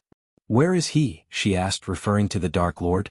"I cannot reach him, my lady," Azazel spoke cautiously, not wanting to add to her pain. Without another word, Gaia stood up, still holding Nightmare's body in her arms, and disappeared from the pocket dimension. Azazel was left behind, feeling helpless and powerless to comfort her. As Azazel stood in the pocket dimension, he couldn't shake the feeling that there was someone else there with him. A shiver ran down his spine as he scanned the area, but there was no one in sight. Suddenly he heard a voice, one that he recognized all too well. It had to happen, the Dark Lord's voice echoed through the space, but there was no physical form to accompany it. Azazel's heart skipped a beat and he couldn't believe what he was hearing. For a moment he thought he just imagined things, the sadness of Nightmare's death playing tricks on his mind. But deep down he knew that something was amiss. 2 days had passed since Nightmare's demise, and the atmosphere in the castle was heavy with grief and sorrow. The Dark Queen had locked herself in her chambers, and no one had seen or heard from her since the day of Nightmare's death. Azazel, the demon butler, had taken charge of cleaning up the chaos Vidora had left behind in their path of destruction. The three-headed Hydra had gone on a rampage upon hearing the news of Nightmare's death, causing mass destruction and chaos throughout the castle. Azazel had never seen Vidora agree on something so quickly before, and their combined anger was a force to be reckoned with. In an attempt to subdue the raging Hydra, Azazel and his vampire death squad put their lives on the line. The battle was fierce, and Azazel had to use every ounce of his strength to stop Vidora from destroying the castle. The three heads worked in unison, breathing fire, ice and poison at the attackers. Azazel's body was covered in burns and cuts, but he refused to give up. His determination to bring Vidora under control kept him going. Finally, Azazel managed to inject Vidora with a paralyzing poison, causing them to collapse to the ground. The demon butler breathed a sigh of relief as he caged Vidora in the same cage Alicia had attempted to use to capture the Dark Lord. Despite his victory, Azazel knew that the battle was far from over. The loss of Nightmare triggered a chain reaction of events that would have a profound impact on the future of their world. Roelfadialfa Naam sudden. Why the castle shook violently as though a devastating earthquake had struck. Azazel sprinted out of the surveillance room and onto the castle's balcony, only to witness a terrifying sight. The dark clouds in the sky were as black as midnight, and an overwhelming surge of energy fluctuations was causing the sky to crackle with lightning. The ocean below the floating mountain had become so turbulent that towering waves crashed against the mountain's edges. To make matters worse, several colossal tornadoes were swirling across the sky, ready to tear apart anything in their path. Ignoring the danger, Azazel flew up to the top of the Sword-Hilt Mountain, where the Dark Lord used to meditate. There he saw Gaia encased in a brilliant golden energy dome. The heavenly tribulation had begun, and Gaia was attempting to step into the immortal stage. Azazel could only watch as Gaia triggered her heavenly tribulation. The thunder roared so loudly that it felt like the very mountain would crumble to the ground. The lightning strikes were so intense that they illuminated the entire sky, casting an eerie glow over the landscape. Meanwhile, the tornadoes continued their onslaught, destroying everything in their path. The dwarves who were busy constructing the castle dropped their hammers and other tools and ran as fast as they could inside the castle. They shouted and panicked, pushing and shoving each other to get inside the castle, seeking shelter from the raging storm. Some of them stumbled and fell on the ground, but they quickly got up and continued to run towards the castle. At the same time, the vampires who were patrolling the floating mountain saw the black clouds and the violent energy fluctuations in the air. They immediately landed on the ground and ran towards the castle, moving as fast as they could. Their eyes widened with fear as they saw the towering waves and the tornadoes approaching the mountain. They could hear the deafening sound of the wind and the waves crashing onto the mountain, making it shake violently. The vampires didn't waste any time and flew towards the castle, joining the dwarves who had already sought shelter. They too pushed and shoved their way inside, their hearts racing with fear as they heard the storm's fury outside. Once they were all inside the castle, they waited anxiously for the storm to pass, hoping that they would be safe from harm. As the world trembled under the wrath of the heavenly tribulation, Azazel rushed back to the surveillance room with a determined look on his face. He knew this was a critical moment and had to act fast. Summoning all the powerful subordinates and the vampire death squad, he ordered them to gather at the dark ocean. The ground shook violently, and the castle's walls creaked and groaned under the immense pressure of the raging winds. Azazel could feel the hairs on his arms stand on end as he braced himself against the howling wind. But he couldn't afford to waste any time. The Dark Queen was going through her heavenly tribulations and would be at her weakest. Azazel knew that he had to act quickly and decisively to ensure her safety. He cursed under his breath, knowing they could have been better prepared if only the Dark Queen had informed him earlier. But now there was no time for regrets. They had already lost Nightmare, and he wouldn't let anything happen to the Dark Queen. Chapter 9-10 5 days before Nightmare's death, Michael sat with an air of quiet confidence at a wooden table in the dimly lit tavern. His eyes flickered around the room, scanning the faces of the other patrons with a sense of unease. The atmosphere was thick with tension, punctuated by the occasional clink of glasses and murmurs of hushed conversations. As he waited for Mutrad's arrival, Michael's mind was consumed by the danger that lurked around every corner. He had already shed blood to obtain the information they needed, and he knew that there were those who would stop at nothing to prevent him from completing his mission. But Michael wasn't worried. He remained calm and patient, knowing that panic and fear would only lead to mistakes. Instead, he sat quietly, his senses on high alert, waiting for Mutrad to arrive and deliver the next piece of the puzzle. The door creaked open, and Mutrad stepped into the dimly lit tavern, his eyes scanning the room nervously. His steps were hesitant as he approached Michael, the weight of the information he carried heavy on his shoulders. It's true. The House of Gladrath took the artifacts, and they are challenging both House Howrid and House Big Mag for trial by combat, he said, his voice trembling slightly. Michael's eyes narrowed, a steely determination settling in his gaze. He knew that their mission had become even more dangerous and urgent. The fate of the entire Arctic Hall now rested on their success in retrieving the stolen artifact. So House Gladrath had a hand in Harry's disappearance, Michael said calmly, his voice belying the intense anger burning within him. Mutrad saw the thick killing intent in his eyes and knew that the Dark Lord was not to be trifled with.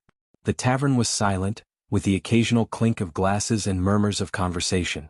The tension in the air was palpable, and it felt as though the entire world was waiting for Michael's next move.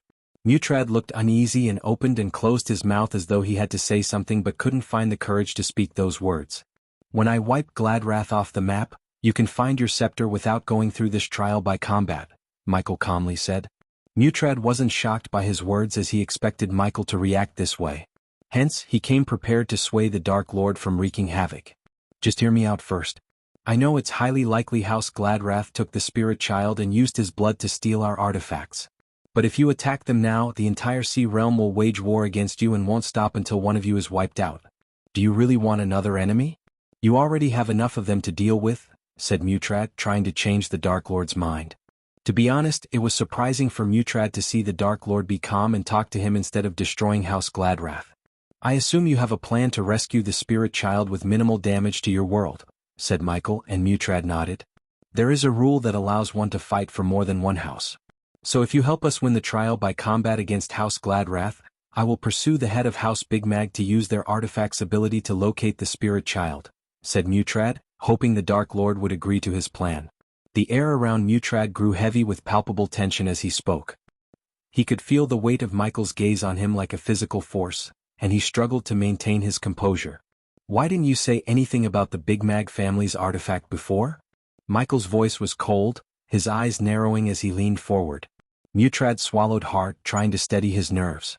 I didn't know until today, he replied, his voice barely above a whisper. Michael's intense gaze lingered on Mutrad, searching for any signs of deceit. When he found none, he leaned back in his chair, but the tension in the room remained thick. Explain your plan, he said, his voice low and measured. Mutrad took a deep breath, gathering his thoughts. Attacking House Gladrath directly will only put the spirit child in danger. But if we follow my plan, we can rescue the child without risking their life. Michael considered Mutrad's words carefully. He knew that direct action would be risky, but he didn't want to waste more time. The fate of the spirit child hung in the balance, and every passing moment increased the risk of harm. After a moment of silence, Michael spoke. "What's the plan?" Michael's eyes narrowed as he leaned forward, intrigued by the complexity of the trial by combat. "Go on," he urged, his voice low and measured. Mutrad hesitated for a moment before continuing. "The challenger is the one who stole the artifact, and they can choose up to 20 warriors. The challenged party is the one who lost the artifact and can only choose one warrior. The two parties will fight in a sacred land where the challenger's artifact is kept. To win the trial, the warrior chosen by the challenged party has to take the challenger's artifact through the 20 warriors and the guardian. It is an almost impossible task, but it's the only way to win the trial." Michael's mind raced as he absorbed the information. 20 warriors and a guardian? This trial was far more challenging than he initially thought. He could feel the weight of responsibility on his shoulders as he realized that Mutrad's family's fate rested on his success in this trial. "So, you need me to be your chosen one," Michael said, his voice heavy with understanding. Mutrad's eyes were filled with desperation as he pleaded with Michael. "I understand that it's a lot to ask, but my family's future rests on this trial. We can't afford to lose." Michael's eyes narrowed as he absorbed the gravity of the situation. 20 warriors and a guardian? "This trial is more perilous than I could have imagined," he said, his voice low and intense. Mutrad's face was etched with anxiety. "That's why I need your help, Dark Lord. I cannot face them alone." Michael leaned forward, his gaze never leaving Mutrad's. "And if I accept your request and manage to retrieve the artifact, what happens next?" "The elders will return the artifacts to their rightful families and act as if nothing has happened," Mutrad replied. Michael's surprise was palpable. "That's all?" Mutrad nodded, but there was a tense silence before he continued. "Losing the artifact is viewed as the ultimate sign of weakness. If the chosen one fails to retrieve the artifact, the family who lost it will be exiled from the Arctic Hall forever. The victor would keep the artifacts and have the power to give the artifacts to whoever they want and form 2 new families under their rule. If the stakes weren't high, I wouldn't have asked for your help, Dark Lord." Mutrad's body language spoke volumes about his desperation. He fidgeted in his seat, his eyes darting around the dimly lit tavern, and nervously bit his lower lip. Sweat glistened on his forehead, despite the chilly atmosphere of the place. He hesitated before speaking, his voice shaking slightly as he explained the gravity of the situation. Mutrad knew that the stakes were high and that his family's future hung in the balance. The weight of responsibility weighed heavily on him, and he knew he couldn't handle it alone. It was clear from his demeanor that he needed the Dark Lord's help and was willing to do whatever it takes to succeed. "What if the House of Big Mag doesn't want to use their artifact to find the spirit child?" Michael asked, his eyes piercing into Mutrad's. "And what if they don't want me to be their chosen one? I am the big bad Dark Lord after all. What makes you think your family and the Big Mag family would be willing to bet their fates on my shoulders?" Michael snickered, his tone laced with skepticism. Mutrad's desperation was palpable, his eyes pleading with Michael. "We don't have any other options. You're our last hope, the only one who can save our family's future." Michael leaned forward, his eyes burning with a fierce intensity. "And what made you choose the big bad Dark Lord instead of one of your strongest warriors?" "Because you're the Dark Lord," Mutrad replied, his voice shaking with fear. "You have the power to destroy us all. But you also have the power to save us. Please help us." Michael leaned back on his chair, his expression unreadable. The weight of Mutrad's words hung heavily in the air, and Michael knew that he had a difficult decision to make. The fate of 2 families rested on his shoulders, and the trial by combat was far more dangerous than he had imagined. But Michael was the Dark Lord, and he knew that sometimes to gain power one must take risks. Michael leaned forward, his gaze fixed on Mutrad, his eyes blazing with intensity. "You're asking me to put my life on the line for your family's fate. Do you understand what that means? It means I'm risking everything, and for what? A promise that you might not even keep?" Mutrad shifted uncomfortably, his eyes darting around the dimly lit tavern. "I know what I'm asking, Dark Lord. But I'm desperate. I have no other options." Michael's jaw tightened as he weighed his options. He knew there would be no turning back if he agreed to help Mutrad. But the thought of the spirit child in danger stirred something in him, a sense of duty that he couldn't ignore. One way or another I can find the spirit child, Michael said, his voice low and serious. But I need to know that I can trust you. Swear your loyalty to me and I'll win the trial for you. Mutrad hesitated, his eyes locked with Michael's. I can't swear my loyalty to you just like that, he said finally. But I promise that I will do everything in my power to repay you for your help. Michael's expression hardened. That's not good enough, he said, leaning back in his chair. I need your loyalty, Mutrad. And if you can't give me that, then I can't help you. Mutrad hesitated to swear his loyalty to the Dark Lord because he knew that it was a significant risk. He had always been taught to fear the Dark Lord and had heard the tales of his immense power and cruelty through the prophecies. He had also seen the devastation the Dark Lord had wrought upon those who had crossed him. But Mutrad was desperate and knew he had no other choice. He needed the Dark Lord's help to retrieve the stolen artifact and save his family's future. He also knew that the Dark Lord had a reputation for keeping his word and fulfilling his end of the bargain. Ultimately, it was a difficult decision, but he knew swearing his loyalty was the only way to ensure that the Dark Lord would help him. He also knew that once he swore his loyalty, he would be bound to the Dark Lord and have to follow his orders no matter what. But Mutrad was willing to do whatever it took to save his family, even if it meant sacrificing his own freedom. Chapter 911. The last chapter 909 happened 5 days before Nightmare's death. As soon as Mutrad pledged his loyalty to Michael, he followed him to the sacred area where the trial by combat was to take place. They journeyed through treacherous terrain, the path leading them farther and farther away from the Arctic Hall Empire.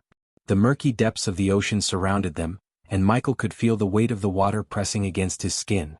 The only light came from glowing fish darting in and out of sight. It was an eerie and unsettling journey, but Michael was determined to see it through.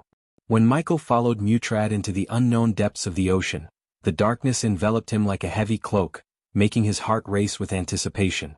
With each step he took, the pressure increased and the temperature dropped, signaling that they were venturing into an uncharted territory that was forbidden to outsiders. After what seemed like an eternity, they finally arrived at a majestic palace glistening in the darkness like a beacon of hope. Its towering walls and grand arches were unlike anything Michael had ever seen, and he couldn't help but feel awestruck by its sheer grandeur.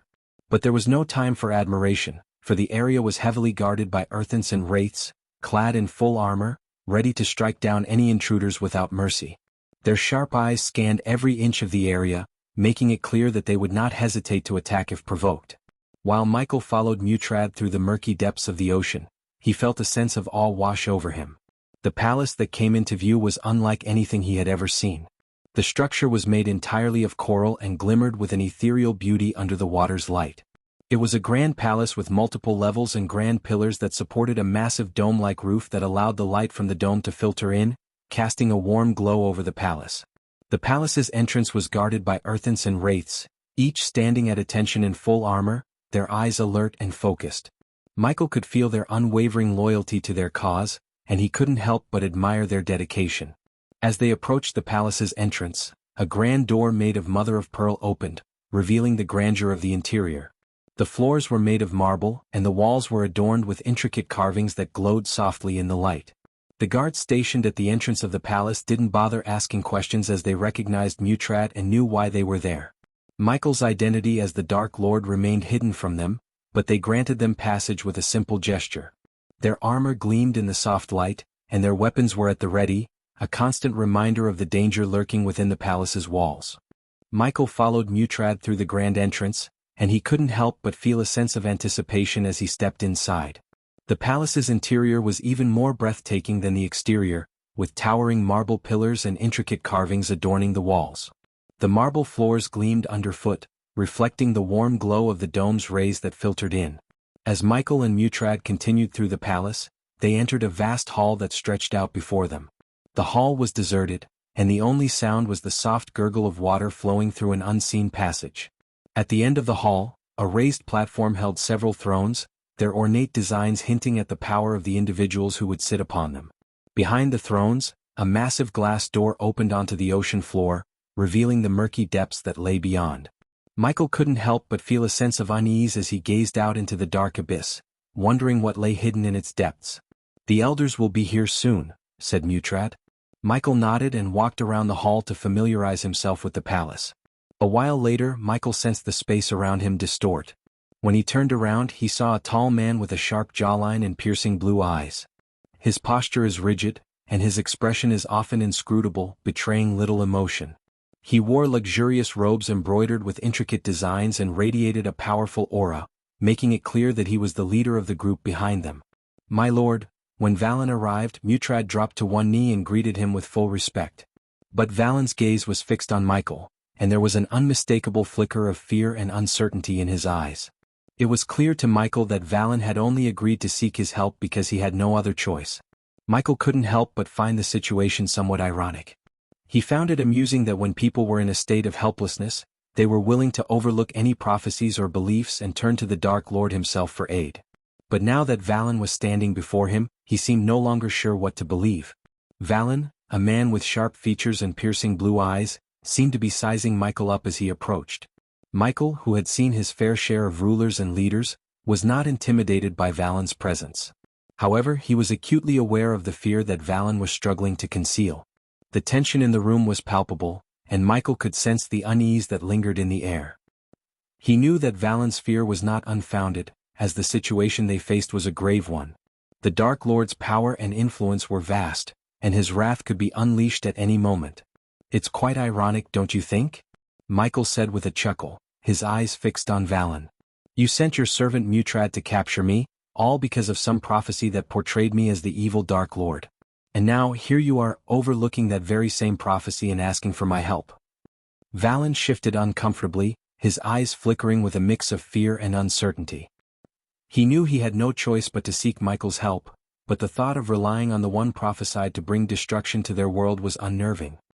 "I had no other choice," Valen replied, his voice laced with apprehension. "The situation is dire, and we need all the help we can get." Michael's gaze hardened, his expression turning serious. "I understand the gravity of the situation. But let me make one thing clear. I'm not doing this for you or for anyone. I am doing this because House Big Mag has something that could help me find someone," said Michael. Valen and his family were uneasy about asking for the Dark Lord's help, but were desperate to find their lost artifact. They had exhausted all other options and had nowhere else to turn. The Dark Lord's power was well known, and his reputation as an evil and ruthless being preceded him. But Valen knew he had to put aside his fears and seek the one who could help them. It was in this state of desperation that they turned to the one person they had sworn to never ask for help, the Dark Lord himself. Valen and his family had always viewed the Dark Lord with a mixture of fear and revulsion. His reputation as a ruthless and powerful ruler had made him a figure to be feared and avoided at all costs. But at that moment, it was either asking for the Dark Lord's help or being exiled from the Arctic Hall forever. When Michael was confronting the members of How Rid, the space around him suddenly seemed to warp and distort, and a vortex appeared in the center of the room. Several figures stepped out of the portal, their imposing presence filling the room. At the group's forefront was a man towering over 7 feet, with muscles bulging beneath his loose golden robes. His head was completely bald and his face was devoid of any hair. Each of his companions was similarly bald, tall, and intimidating. As they entered the room, their footsteps echoed loudly on the floor, sending chills down the spines of those present. Michael immediately recognized them as members of House Big Mag, and it was clear why they had earned their name. The leader of House Big Mag, a man known as Gormak, stepped forward with an air of confidence and authority. His eyes roamed over the assembled group, sizing them up with a quick, practiced glance. The air grew thick with tension, and each member felt a chill run down their spine as they gazed upon the Dark Lord. His very presence seemed to fill the room, and his piercing gaze made them feel as though he could see straight through their souls. But after the members of House Big Mag stepped through the portal, the atmosphere grew even tenser. These were not men to be trifled with. Towering over 7 feet tall and covered in golden robes, they exuded a sense of raw power and strength that made the members of House Howrid feel small and insignificant in comparison. The room fell silent as the members of House Big Mag approached, their bald heads shining in the dim light of the tavern. Even Mutrad, who had been so confident before, looked nervous as he faced these intimidating figures. The silence in the room was palpable, broken only by Michael's voice. "Did you address my terms to them?" he asked Mutrad, his voice laced with an underlying threat. Mutrad swallowed hard, his eyes darting nervously around the room. He knew that this was a dangerous situation and that the fate of both families rested on Michael's shoulders. "Yes," he replied finally, his voice barely above a whisper. They agreed to help, but only if we helped them first. Despite their imposing appearance, the group felt a chill running down their spines as they laid eyes on Michael, the Dark Lord, in person. His aura was suffocating, his eyes piercing through them like a sharp blade. The members of House Big Mag looked at him with a mix of fear and uncertainty, realizing the magnitude of the situation they were in. Mutrad nodded, his eyes darting nervously between Michael and the members of House Big Mag. He knew that the situation was delicate, and he had to tread carefully if he wanted to achieve his goal. Michael had agreed to help both families retrieve their stolen artifacts. In return, Mutrad had promised him that the artifact of House Big Mag could locate Harry, the spirit child. It was a pity that House Big Mag had also lost their artifact to House Gladrath, but the silver lining was that if they hadn't lost it, Mutrad would never have learned about its unique ability. The tension in the room was palpable as Michael and the members of House Big Mag stared each other down. The fate of the two families rested on the success of the trial, and the stakes couldn't be higher. We expect nothing but success from you, Dark Lord. If you fail to retrieve the artifact, the consequences will be dire for everyone involved. Gormak's voice was deep and gruff, the perfect complement to his towering stature. Michael's gaze narrowed, a steely determination settling in his eyes. He knew that the stakes were high and that the fate of two families rested on his success in the trial by combat. But Michael was the Dark Lord, and he knew that helping them retrieve the artifacts was the safest route to save Harry. I will retrieve the artifact, he said, his voice low and intense. And when I do, you will use your artifact to locate the one I am looking for. Gormak's eyes flickered with a hint of concern. And who is it that you are looking for, Dark Lord? Michael's expression remained unreadable, but his eyes burned with a fierce intensity. That is none of your concern, he replied, his voice low and dangerous. Valen stepped forward, his eyes fixed on Michael's. And once you find the one you're looking for, we ask you to leave our world and never return, he said, his voice firm. Michael's gaze flickered over to Valen, considering his words carefully. He knew that he would have no reason to remain in the Arctic Hall once he found what he was looking for. But he also knew that leaving behind a trail of enemies was never a good idea. Michael's voice was low and controlled, but there was a hint of danger in his tone. If it weren't for someone in your world taking someone I care about, I wouldn't have even set foot in your world, he said, his eyes narrowing as he spoke. The room fell silent as Michael's words hung heavily in the air. The members of House Big Mag and House Howrid exchanged nervous glances, realizing the gravity of the situation. Let me make myself clear. If House Gladrath has taken more than just the artifact, and I have every reason to believe they will face the consequences. I suggest you do not get in my way, Michael said firmly, his voice laced with a quiet but deadly intensity. Chapter 9:12, After Nightmare's Death. The people of Michael's world thought hell was just a figure of speech and did not exist in real life. However, only a few higher-ups in the Sky Hall knew that the realm of hell was very true. They knew the realm of hell was a place of darkness, despair, and unending suffering. From the perspective of someone who found themselves in this accursed place, it was an unimaginable nightmare. The landscape was barren and desolate, devoid of any signs of life or beauty. The ground was rough and jagged, littered with sharp rocks and broken bones. The air was thick with the stench of sulfur, ash, and decay, making it difficult to breathe. In the distance, the skies were dark and foreboding, with black clouds swirling and lightning flashing in every direction. There was no sun or moon or natural light to guide one's way. Instead, the only light came from the flickering flames that rose up from the molten lava rivers that ran through the realm. As one moved through the realm, they encountered various forms of torment and torture.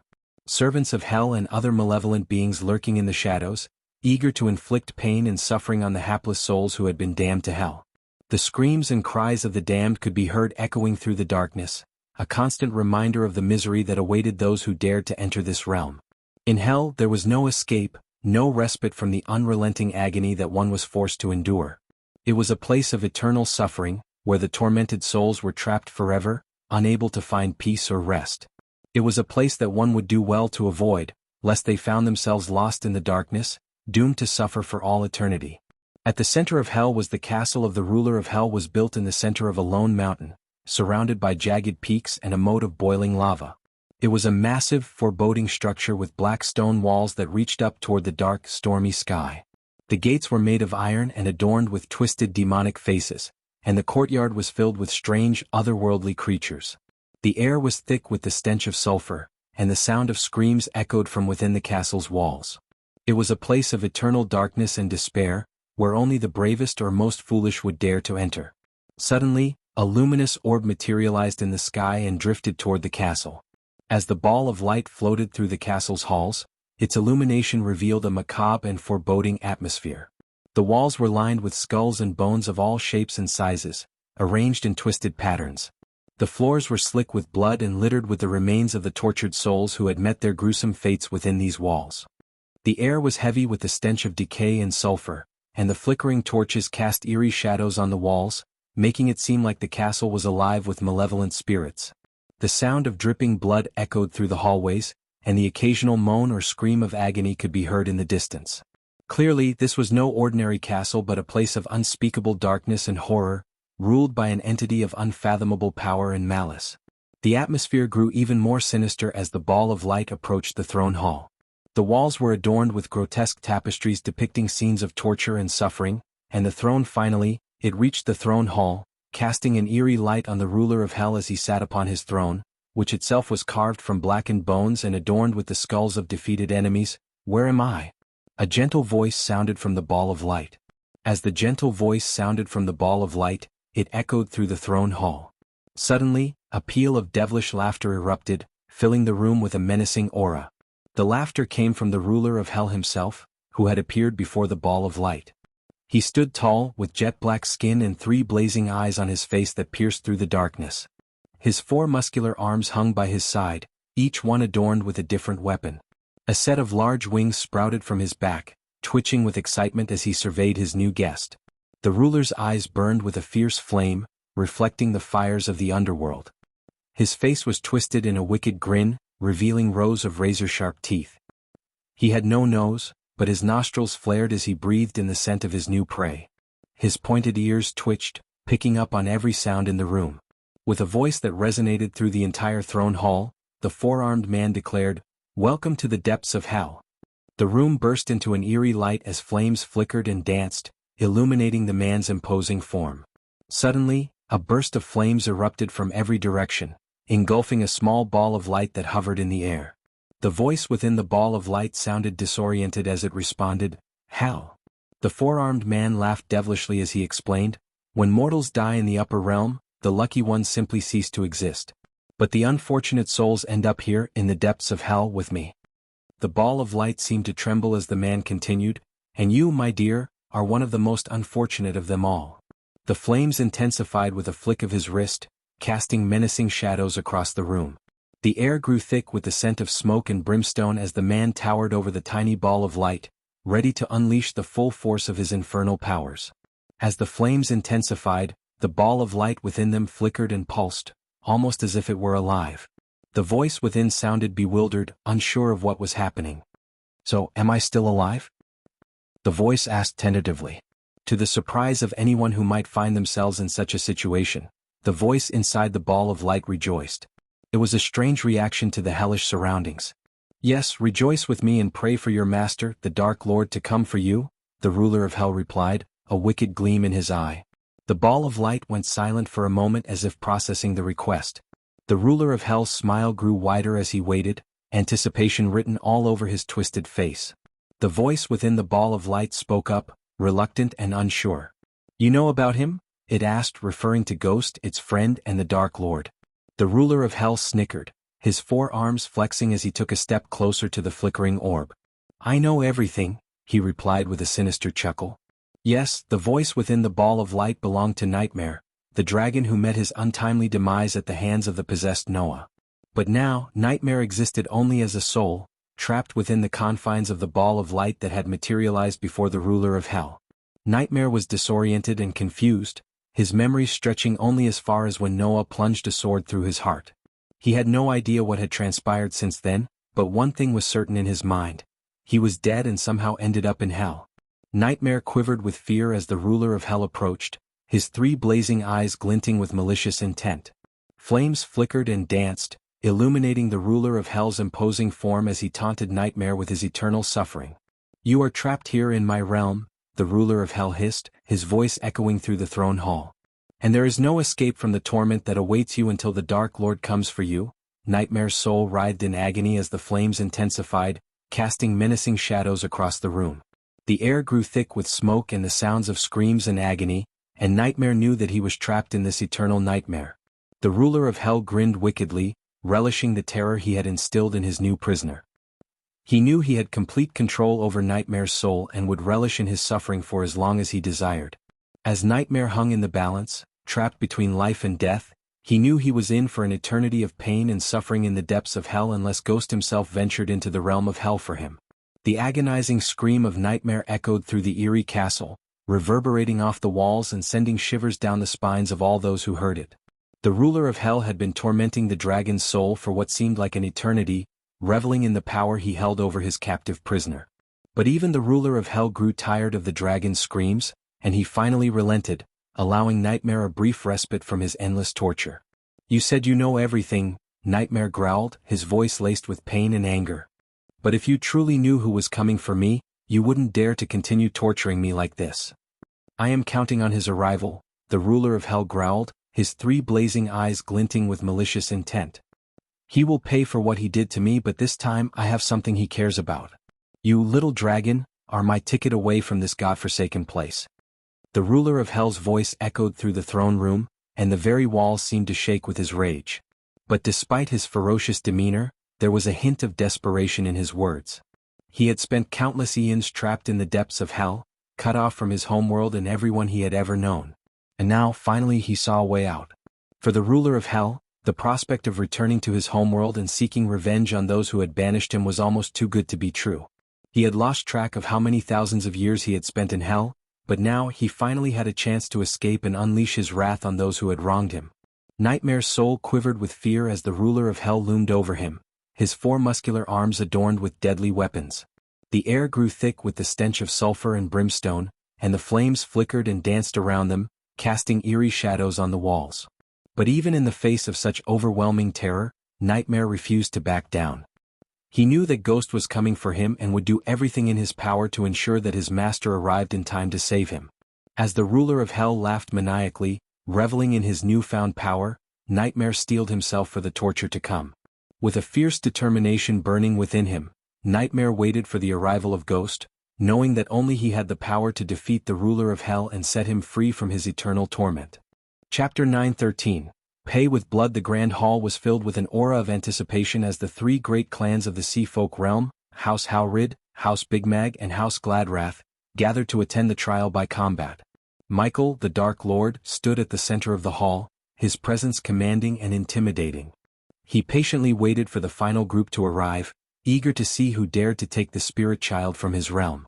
Suddenly the space around him distorted once again, and a swirling vortex appeared. Out of the portal stepped a group of mermans, their golden robes shimmering in the light. Their arrogant eyes scanned the hall, exuding an air of superiority that made even the most powerful cultivators in the room feel small. But when their eyes landed on Michael, their expressions shifted to one of stunned disbelief. Gruzel, the man leading the group, was the only one who maintained his composure. He had anticipated the Dark Lord's arrival and had prepared himself accordingly. The mermans floated above the ground, their eyes fixed on the human before them. Michael in turn took a step forward, his expression unreadable but his eyes burning with a dangerous fire. As Gormak's group and Valen's group made way for the Dark Lord, the tension in the hall grew even thicker. Everyone could feel the animosity between the two forces as they met in the center of the room, their gazes locked in a fierce staring contest. Michael's killing intent was palpable, and the mermans could not help but feel a twinge of fear. The silence was deafening as the two faced off. The fate of the two proud houses hung in the balance and all eyes were on them. The atmosphere was thick with anticipation as if a single word or action could ignite the spark that would set the entire realm ablaze. For a moment time stood still. The mermans and the Dark Lord were like two opposing forces, ready to collide at any moment. But then Gruzel broke the silence, his voice ringing out across the hall. "So they stooped low enough to bring the Dark Lord into our world?" Gruzel snickered. His tone was even and unwavering. Michael did not reply, but the look in his eyes said it all. The tension in the room reached its peak, and everyone held their breath, waiting for the inevitable clash between the mermans and the Dark Lord. As Michael took a single step forward, the tension in the hall became palpable. All the other mermans who were poised to defend themselves, suddenly found themselves frozen in place, their eyes fixed on the Dark Lord. Gleeless, Gruzel's best friend, stepped forward to stand beside him, his hand instinctively reaching for the hilt of the sword dangling at his waist. But Gruzel did not flinch. He stood his ground, his piercing gaze locked with Michael's. A sense of eerie calm surrounded him as if he had anticipated the Dark Lord's arrival all along. Michael leaned forward slightly, his eyes burning with an intense killing intent that could make even the bravest warrior shudder. The merman's apprehension was palpable as they tensed up, ready for whatever was to come. "Once I am done with the trial, you will face my trial, and I will be your executioner." Michael's words were spoken with a chilling calmness that belied the danger that he posed. The darkness in the hall seemed to intensify for a moment, causing the mermans to shift uneasily on their feet. There was a deafening silence for a few seconds as Michael and Gruzel continued to stare at each other, their eyes locked in a battle of wills.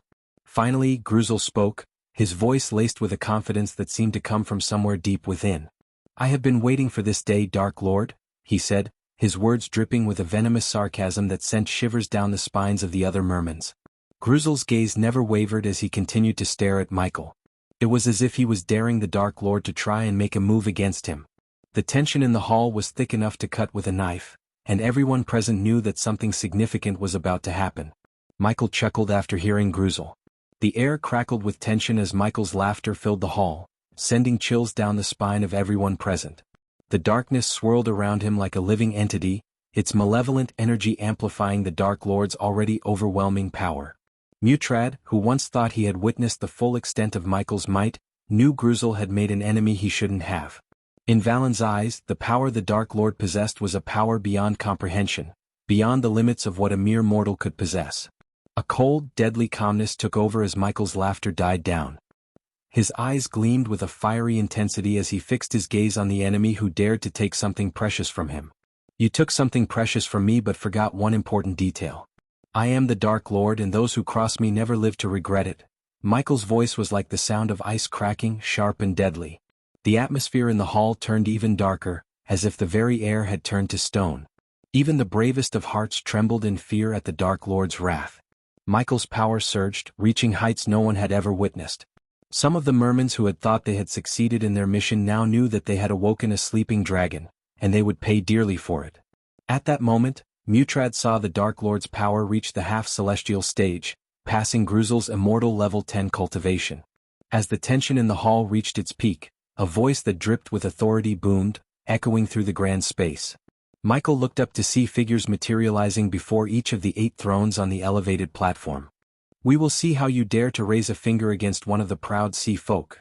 "The elders," Mutrad mumbled, seeing the elders appear before the thrones one by one.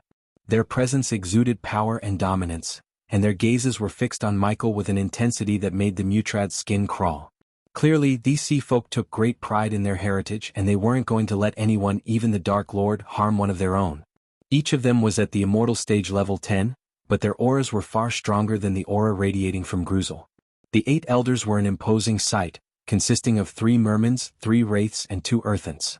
Their eyes were fixated on Michael and the others, and their expressions were unreadable. The members of House Big Mag and House Halrid turned their gazes toward the elders, their bodies tensing up in fear. Valen shivered at the thought of asking the Dark Lord's help and how the elders would react.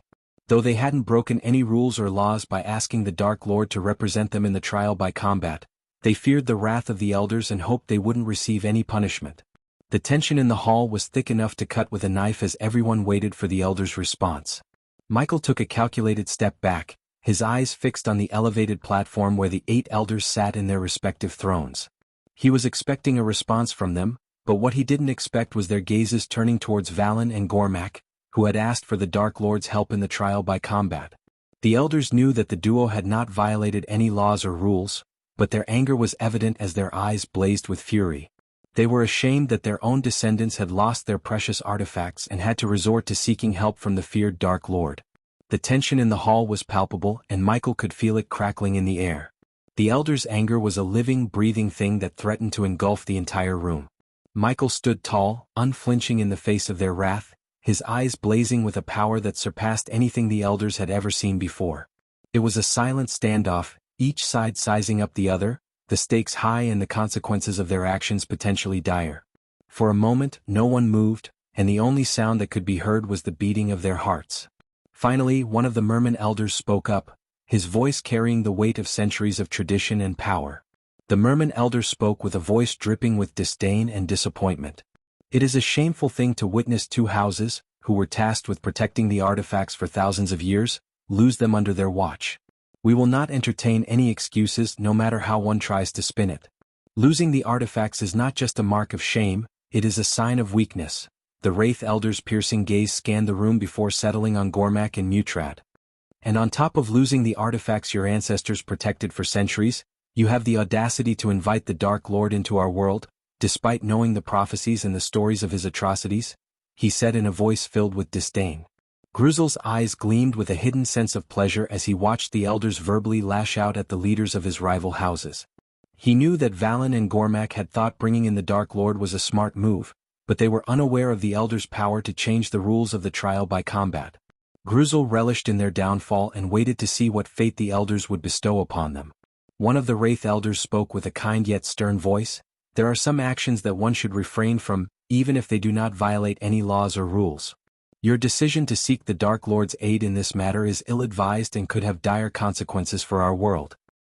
He paused for a moment and continued, we must hear your reasoning for this choice. Why did you seek the help of the Dark Lord instead of relying on the strongest warriors from your own houses? The elder gave Valen and Gormak an opportunity to explain themselves, showing a willingness to listen before making any judgments. Valen stepped forward and lifted his head to meet the elder's gazes. I will not make any excuses for the loss of our artifact, he began. But we did not anticipate that a powerful ritual would be conducted using the blood of a spirit child to break the array that protected our artifacts. Valen's words were like a sudden bolt of lightning that struck the elders, leaving them momentarily stunned. The Merman elder's face was etched with a deep frown, his eyes narrow with suspicion. What proof do you have to support this allegation, Gormak? Asked the elder, his voice laced with skepticism. Gormak stood tall and confident as he answered, once we retrieve our artifacts, I will use the artifact of House Big Mag. If someone had used the blood of a spirit child, our artifact would find the spirit child. The elders exchanged uncertain glances, their minds racing as they considered the implications of Gormak's statement. But that doesn't explain why you felt the need to invite the Dark Lord to our world, another elder, a wraith, spoke up. Before Gormak could answer, Michael stepped forward with a chilling declaration. Because the spirit child was taken away from his home by one of your people. The room fell silent as the weight of Michael's words settled upon them. The tension in the air was palpable as the elders grappled with the severity of the situation. What proof do you have for that claim? The Merman elder snarled, his eyes fixed on Michael, who stood with a calm expression. Proof? Michael's voice was low and dangerous, his eyes blazing with a fierce intensity. I don't need proof. I will find the one who took the spirit child and make them pay with their blood and the blood of anyone who dared to stand with them. The water will turn red with their blood, and their screams will echo through history for eternity. Chapter 9:14. 20 million experience points. A sense of unease pervaded the hall as the elders contemplated the Dark Lord's chilling warning. They knew that they were no match for his power, and their limited options left them feeling vulnerable and exposed. The three great halls of the Water God, Sea Serpent and Arctic were known for their peaceful ways, which kept them strong and united. They despised war and conflict, knowing that any disturbance in their realm would have far-reaching consequences. And yet, if the Dark Lord were to attack them, they would have no choice but to defend themselves. They knew that if they managed to defeat the Dark Lord, it would come at a great cost to their power and influence. But if they didn't fight, they would be seen as weak and vulnerable, and other factions might take advantage of their perceived weakness. The elders exchanged uneasy glances, each silently acknowledging the gravity of the situation. They were treading on dangerous ground, and the outcome was uncertain. Yet they had no choice but to stand up to the Dark Lord and defend their honor and their people. As the tension in the hall mounted, the elders steeled themselves for the inevitable confrontation, bracing for the worst yet hoping for the best. The fate of their world hung in the balance, and they knew that they could not afford to fail. Impatience flickered in Michael's eyes as he awaited the elders to explain the rules and laws of the trial by combat. He was anxious to retrieve Harry and use the artifact of House Big Mag to locate him. The elders exchanged worried glances before the Merman elder cleared his throat and began. Following are the rules of this trial by combat. The House of Gladrath has placed their artifact in the ocean behind us. He gestured towards the shimmering waters behind them, separated by a glass wall. To win the trial and retrieve the lost artifacts, the challenged, the Dark Lord, must move through the sea and take the artifact of the House of Gladwrath. However, the challenged is restricted to using only 3 spells. 1 for speed, 1 for defense and 1 for attack, the elder finished, watching the faces of the participants. Valen, Mutrad, and House Big Mag looked surprised as they had not anticipated such limitations for the challenged. Michael remained composed, understanding that the restriction on spells was not a significant obstacle for him. The rules are clear, and the elders can dictate the battlefield and the challenged. The Merman elder spoke with finality, silencing any objections. The Wraith elder stepped forward to add, "Once you move into the waters, the cultivation level of all beings in the water will be suppressed to the half-immortal stage." It was a standard rule, but Michael was not affected. He had faith in his powers and knew that 3 spells were enough to defeat any opponent. Valen and the others exchanged apprehensive glances. They knew the elders had punished them by making the trial even more difficult, but they could not question the decision. The consequences of doing so were dire. Michael's eyes glinted with determination as he stepped toward the glass wall separating him from the ocean. "Let's get this over with. I don't have much patience," he spoke with a hint of annoyance, eager to retrieve Harry. The elders nodded in agreement and simultaneously raised their hands in the air. In that moment, a vortex appeared before the glass wall, and Michael knew it was time to make his move. With a swift motion, he willed the APD to inject a pill that would enable him to breathe underwater directly into his bloodstream. As the tingling sensation spread throughout his body, Michael's back began to feel like it was on fire. Suddenly, gills appeared behind his ears, and skin grew between his fingers, enabling him to move through the water with the grace and speed of a fish. The sight was nothing short of awe-inspiring, as Michael's form seemed to blur as he dived into the vortex and into the deep blue sea beyond. The elders watched in silent awe, knowing that they had just sent one of the most dangerous beings in their realm into a battle that would surely test his limits. After Michael disappeared into the swirling waters, the elders turned to each other with tense expressions. When Michael swam deeper into the ocean, the pressure increased and his ears started ringing. It was like the ocean was trying to crush him with its immense weight. However, he refused to let the pressure get the best of him. His gills worked like a charm and he was able to breathe without any trouble. He noticed that the water was devoid of any signs of life as he swam further. It was as if the ocean had been stripped of its inhabitants. The eerie silence was broken only by the sound of his heartbeat. The anticipation in the hall was palpable as everyone watched Michael's progress with bated breath. The Merman elder whispered to the other elders, "Do you think the Dark Lord will succeed?" Michael continued to swim further and further, scanning his surroundings for any signs of the artifact. The ocean was vast and he knew that he had a long way to go. The thought of Harry's fate drove him forward. As Michael approached the shimmering artifact, he noticed a group of half-immortals lurking in the shadows, waiting to ambush him. Using his environmental scanning ability, Michael identified the presence of 20 half-immortals and something far more powerful than them lurking in the dark waters around the artifact. Upon getting closer to the artifact, Michael observed it was in the shape of a triangle with a golden sun built inside, pulsating with powerful energy. However, his attention was swiftly drawn to the entity lurking in the shadows, which he sensed was the guardian of the artifact, the one Mutrad had warned him about. Despite the danger, Michael remained composed and prepared to face whatever lay ahead. His X-ray vision allowed him to see through the darkness and anticipate the attacks of the half-immortals. Michael halted in his tracks and unsheathed his dark swords. The blades crackled with red lightning, illuminating the surrounding water with an eerie glow. Without any warning, Michael dashed towards a lurking half-immortal with lightning-fast speed, using his lightning dash technique. His figure blurred as he moved through the water like a bolt of lightning. The half-immortal was caught off guard and paid the ultimate price, losing its head to Michael's swift strike. The water around them turned from a serene blue to a violent red, stained with the half-immortal's blood. The other half-immortals lurking in the shadows quickly realized that Michael had sensed their ambush and was prepared to defend himself. Feeling the weight of their guardian's protection, the half-immortals summoned their cultivation techniques, each unleashing their own unique powers. Despite the overwhelming odds, Michael remained calm and focused, his eyes locked on the pulsating artifact. He knew that the guardian was still lurking in the shadows, waiting for the perfect moment to strike. But first he had to take out these pesky half-immortals.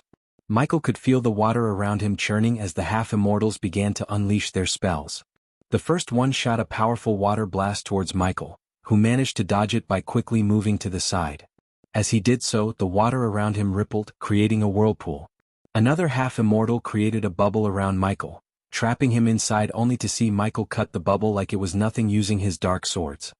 Meanwhile, the third half-immortal cast a spell that created a powerful gust of wind, pushing Michael back.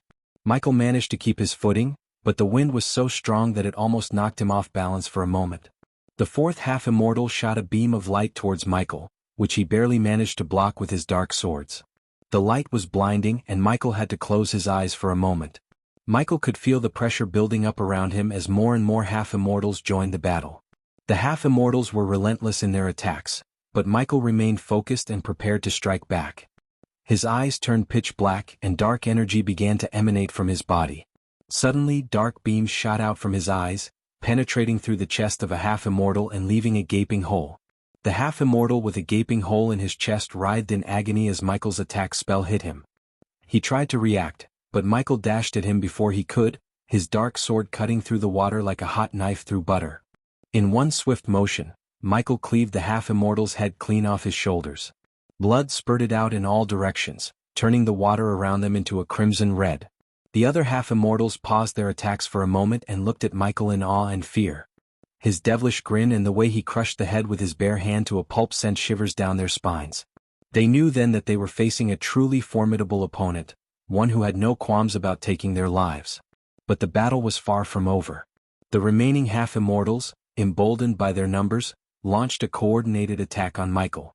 Spells of lightning and fire shot toward him, but Michael was too quick for them. He deflected them with his dark swords, sending them back at his attackers.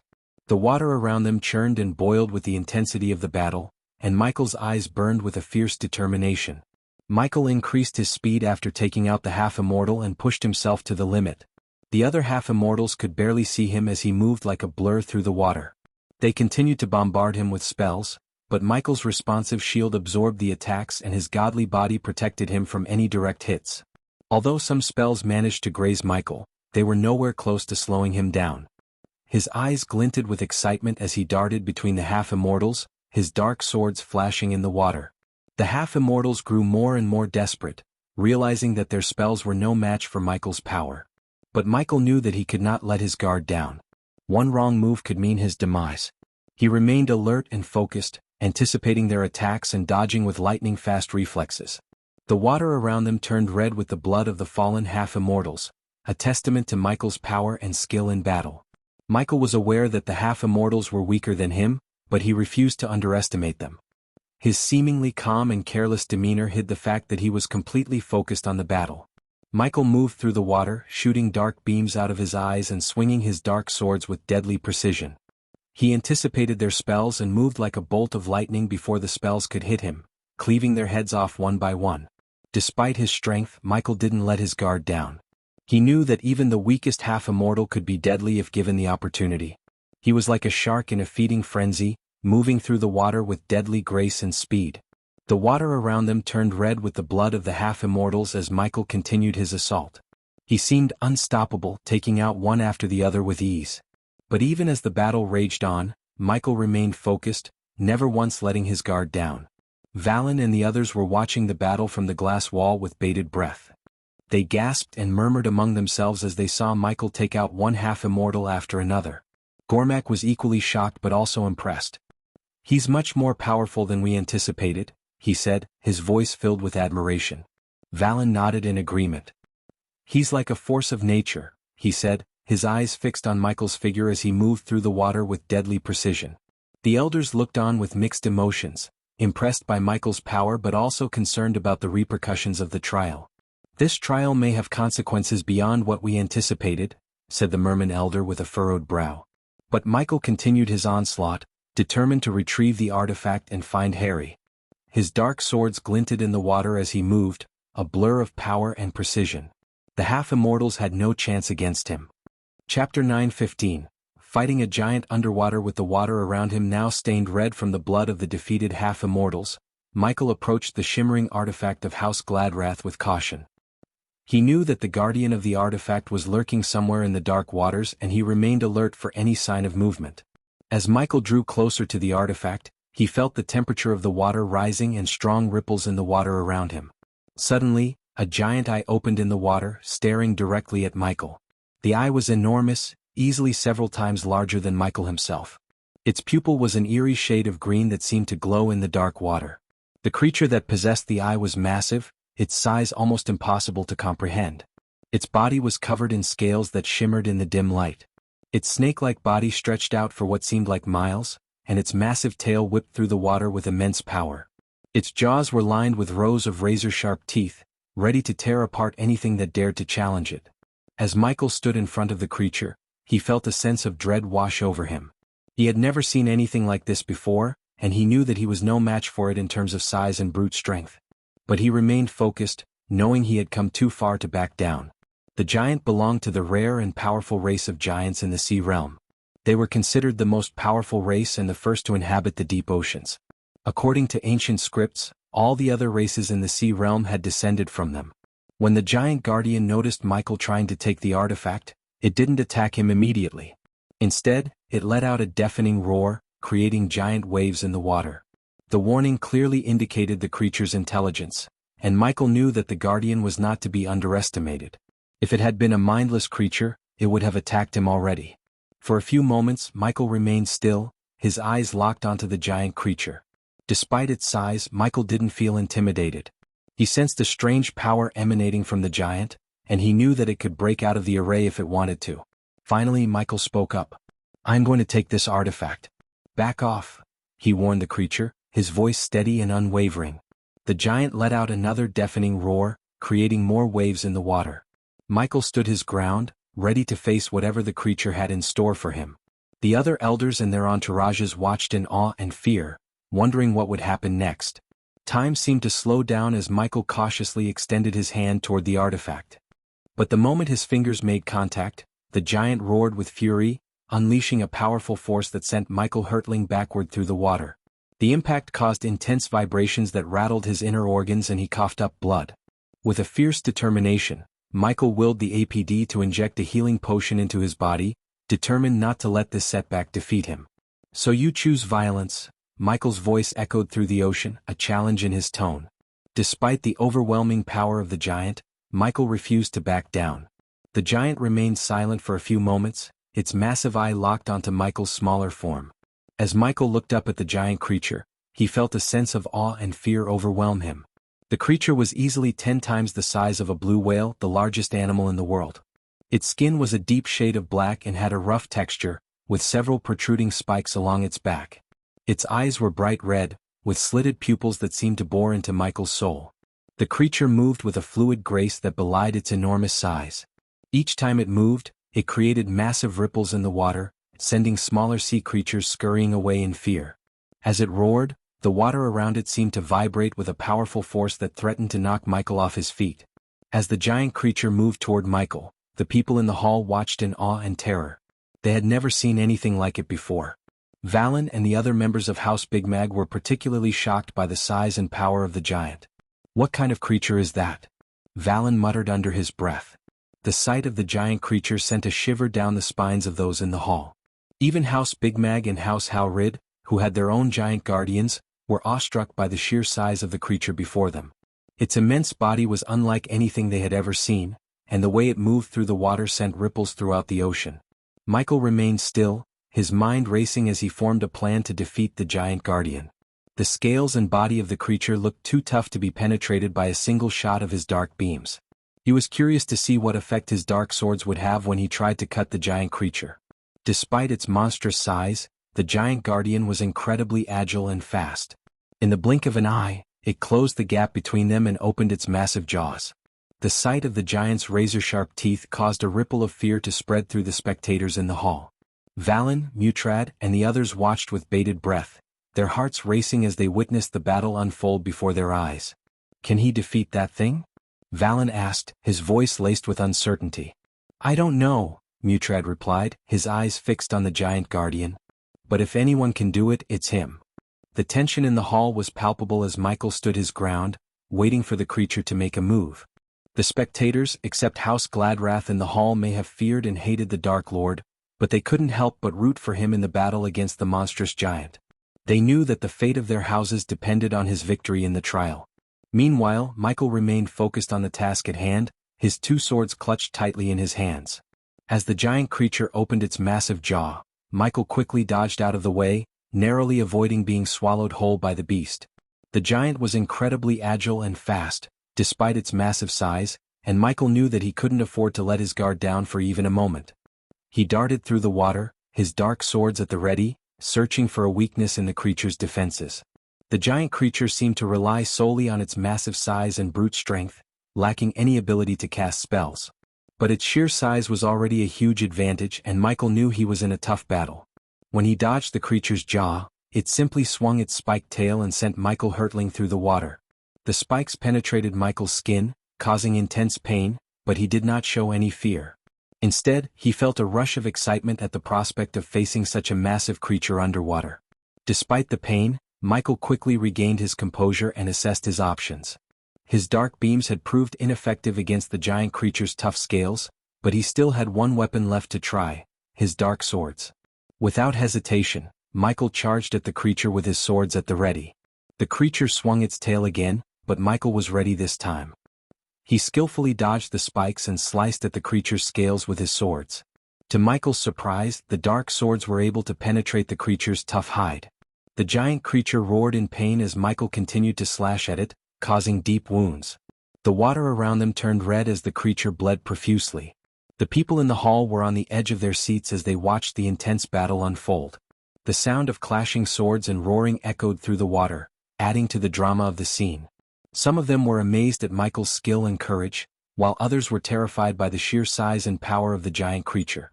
Michael's dark swords cut deep with each slash, leaving marks on the giant guardian's body. But even with his strength and skill, the cuts seemed insignificant compared to the creature's massive size. Despite this, Michael did not give up and continued to fight with all his might. On his 10th strike, the giant creature let out a deafening roar and swung its body, hitting Michael with tremendous force and sending him hurtling through the water once again. This time, the creature did not give Michael any chance to recover. It let out a series of powerful roars, sending shockwaves through the water and hitting Michael with incredible force. The impact was like being hit by a freight train, causing Michael to cough up blood and feel immense pain throughout his body. Despite this, he did not let go of his swords and remained determined to defeat the giant creature. With lightning-fast reflexes, Michael managed to dodge the giant creature's attacks, but the creature was relentless in its pursuit. Suddenly, the creature increased its speed, moving with astonishing agility and appearing before Michael in the blink of an eye. Michael tried to dodge out of the way, but it was too late. The giant opened its massive jaws, ready to snap Michael up in its mouth. But Michael was not one to give up without a fight. With fierce determination, he plunged his dark sword into the creature's upper jaw and used his raw brute strength to keep the creature from closing its mouth completely. The creature roared in pain and anger, thrashing about in the water and trying to shake Michael off. Despite the danger, Michael remained focused and held on tight to his sword, gritting his teeth as he struggled to keep the creature's jaws open. He knew that one wrong move could mean the end for him, but he refused to give up. Arg! With a burst of adrenaline, Michael summoned all his strength and pushed the creature back, managing to free himself from its deadly grip. Breathless and battered, Michael knew that the battle was far from over. But he was ready to face whatever lay ahead. Chapter 9:16. Michael meets Harry. Michael's fate seemed sealed as the giant creature finally managed to close its massive jaws, enclosing him within. The onlookers in the hall were stunned and a hush fell over the room as they watched in horror. Members of House Gladrath, including Jealous and Gruzel, wickedly smiled, thinking that the Dark Lord's body would be melted inside the giant's acid stomach. House Bigmag and House Howrid looked pale and shivered at the thought of losing the trial by combat and being exiled from the Arctic Hall. But suddenly the giant creature roared in pain. Its belly radiated a dim glow and started to churn, as if something inside it was fighting back. The creature's roar sounded more like a cry of agony than one of anger. The members of House Gladrath were bewildered, while House Bigmag and House Howrid watched in amazement as the giant creature's belly began to bulge and change shape. The giant creature started to swim around the artifact in a frenzy, barrel rolling and thrashing about wildly. Suddenly, it stopped moving and opened its jaw for a long, piercing howl. The water around them vibrated with the force of the sound waves. Then, to everyone's shock, Michael shot right out of the giant's mouth, covered in red goo and blood from the creature's insides. As soon as Michael escaped the giant's belly, he and the creature locked eyes as if communicating wordlessly. Mutrad watched in awe, wondering what kind of unspoken message was being exchanged between them. But the surprise wasn't over yet. Instead of attacking Michael or trying to reclaim the artifact, the giant creature swam away from it, leaving Michael to claim it without resistance. This sight shocked House Gladrath and left the elders confused and speechless. Meanwhile, Michael wasted no time and quickly swam toward the artifact. As soon as he touched it, the artifact vibrated in his hand, and then, to everyone's amazement, 2 more artifacts materialized in the water beside him. One was a scepter made of emerald and decorated with rubies and other gems, while the other was a mysterious, icy blue metal orb with no visible designs or markings. The elders and members of the Arctic Hall were left in utter shock at the sight of the Dark Lord's victory over the giant guardian. They had never seen such a fierce battle before, and the fact that Michael emerged victorious over such a massive creature was truly astonishing. The shock on their faces was evident as they stared at Michael, completely speechless. "Unbelievable," muttered one of the elders under his breath. "I've never seen anything like this before," said another, his eyes wide with disbelief. But the biggest shock came when the giant, instead of protecting the artifact, simply swam away. The members of House Gladrath were completely confused, and the elders were at a loss for words. "Why did the giant leave the artifact?" asked one of the elders, breaking the stunned silence that had filled the hall. "I don't know," replied another, shaking his head in disbelief. "But it must have had a good reason." The mysterious reason behind the giant's departure left everyone in the hall with more questions than answers. The atmosphere was filled with a sense of confusion and wonder as they tried to make sense of what had just happened. As Michael appeared in the hall with the 3 artifacts, the members of House Gladrath, except Gruzel, looked stunned and confused. They had lost their own artifact, yet their leader, Gruzel, did not show any sign of shock. Instead, he remained calm and composed as if he had expected this outcome. The others in the hall noticed his reaction and began to frown and murmur to each other. They could not understand how their leader could be so composed in the face of such a devastating loss. One of the members from House Howrid whispered, "How can he be so calm? They just lost their artifact." Another member from House Big Mag added, "Maybe he had a backup plan? This seems fishy." As Michael held the 3 artifacts in his hands, he turned to face the elders, who were visibly stunned by his victory over the giant guardian. A mixture of shock and admiration filled the hall as the Dark Lord stared at them with a calm expression. The elders quickly regained their composure and flicked their wrists, causing a spatial vortex to appear before Michael. Without hesitation, Michael stepped into the vortex and disappeared, leaving the elders to discuss his triumph in hushed tones. The other houses in the Arctic Hall were equally stunned by Michael's victory and the appearance of the artifacts. Some whispered in fear and others in awe, as they wondered what this meant for the upcoming trial. As for Michael, he reappeared in the hall, holding the artifacts tightly in his hands. The emerald scepter and icy blue metal orb radiated with a powerful energy that filled the room. Michael's dark swords were also pulsating with a red lightning bolt energy, which caused some of the weaker members in the room to back away. The silence was broken by Valen's voice, who spoke in a tone filled with reverence and relief. "The Dark Lord has emerged victorious, and with the artifacts in his possession, he is the winner of the trial by combat." The room erupted with murmurs of agreement and admiration as they watched Michael with a mixture of fear and respect. Michael stood tall and composed in the center of the room, his eyes scanning the faces of the gathered elders.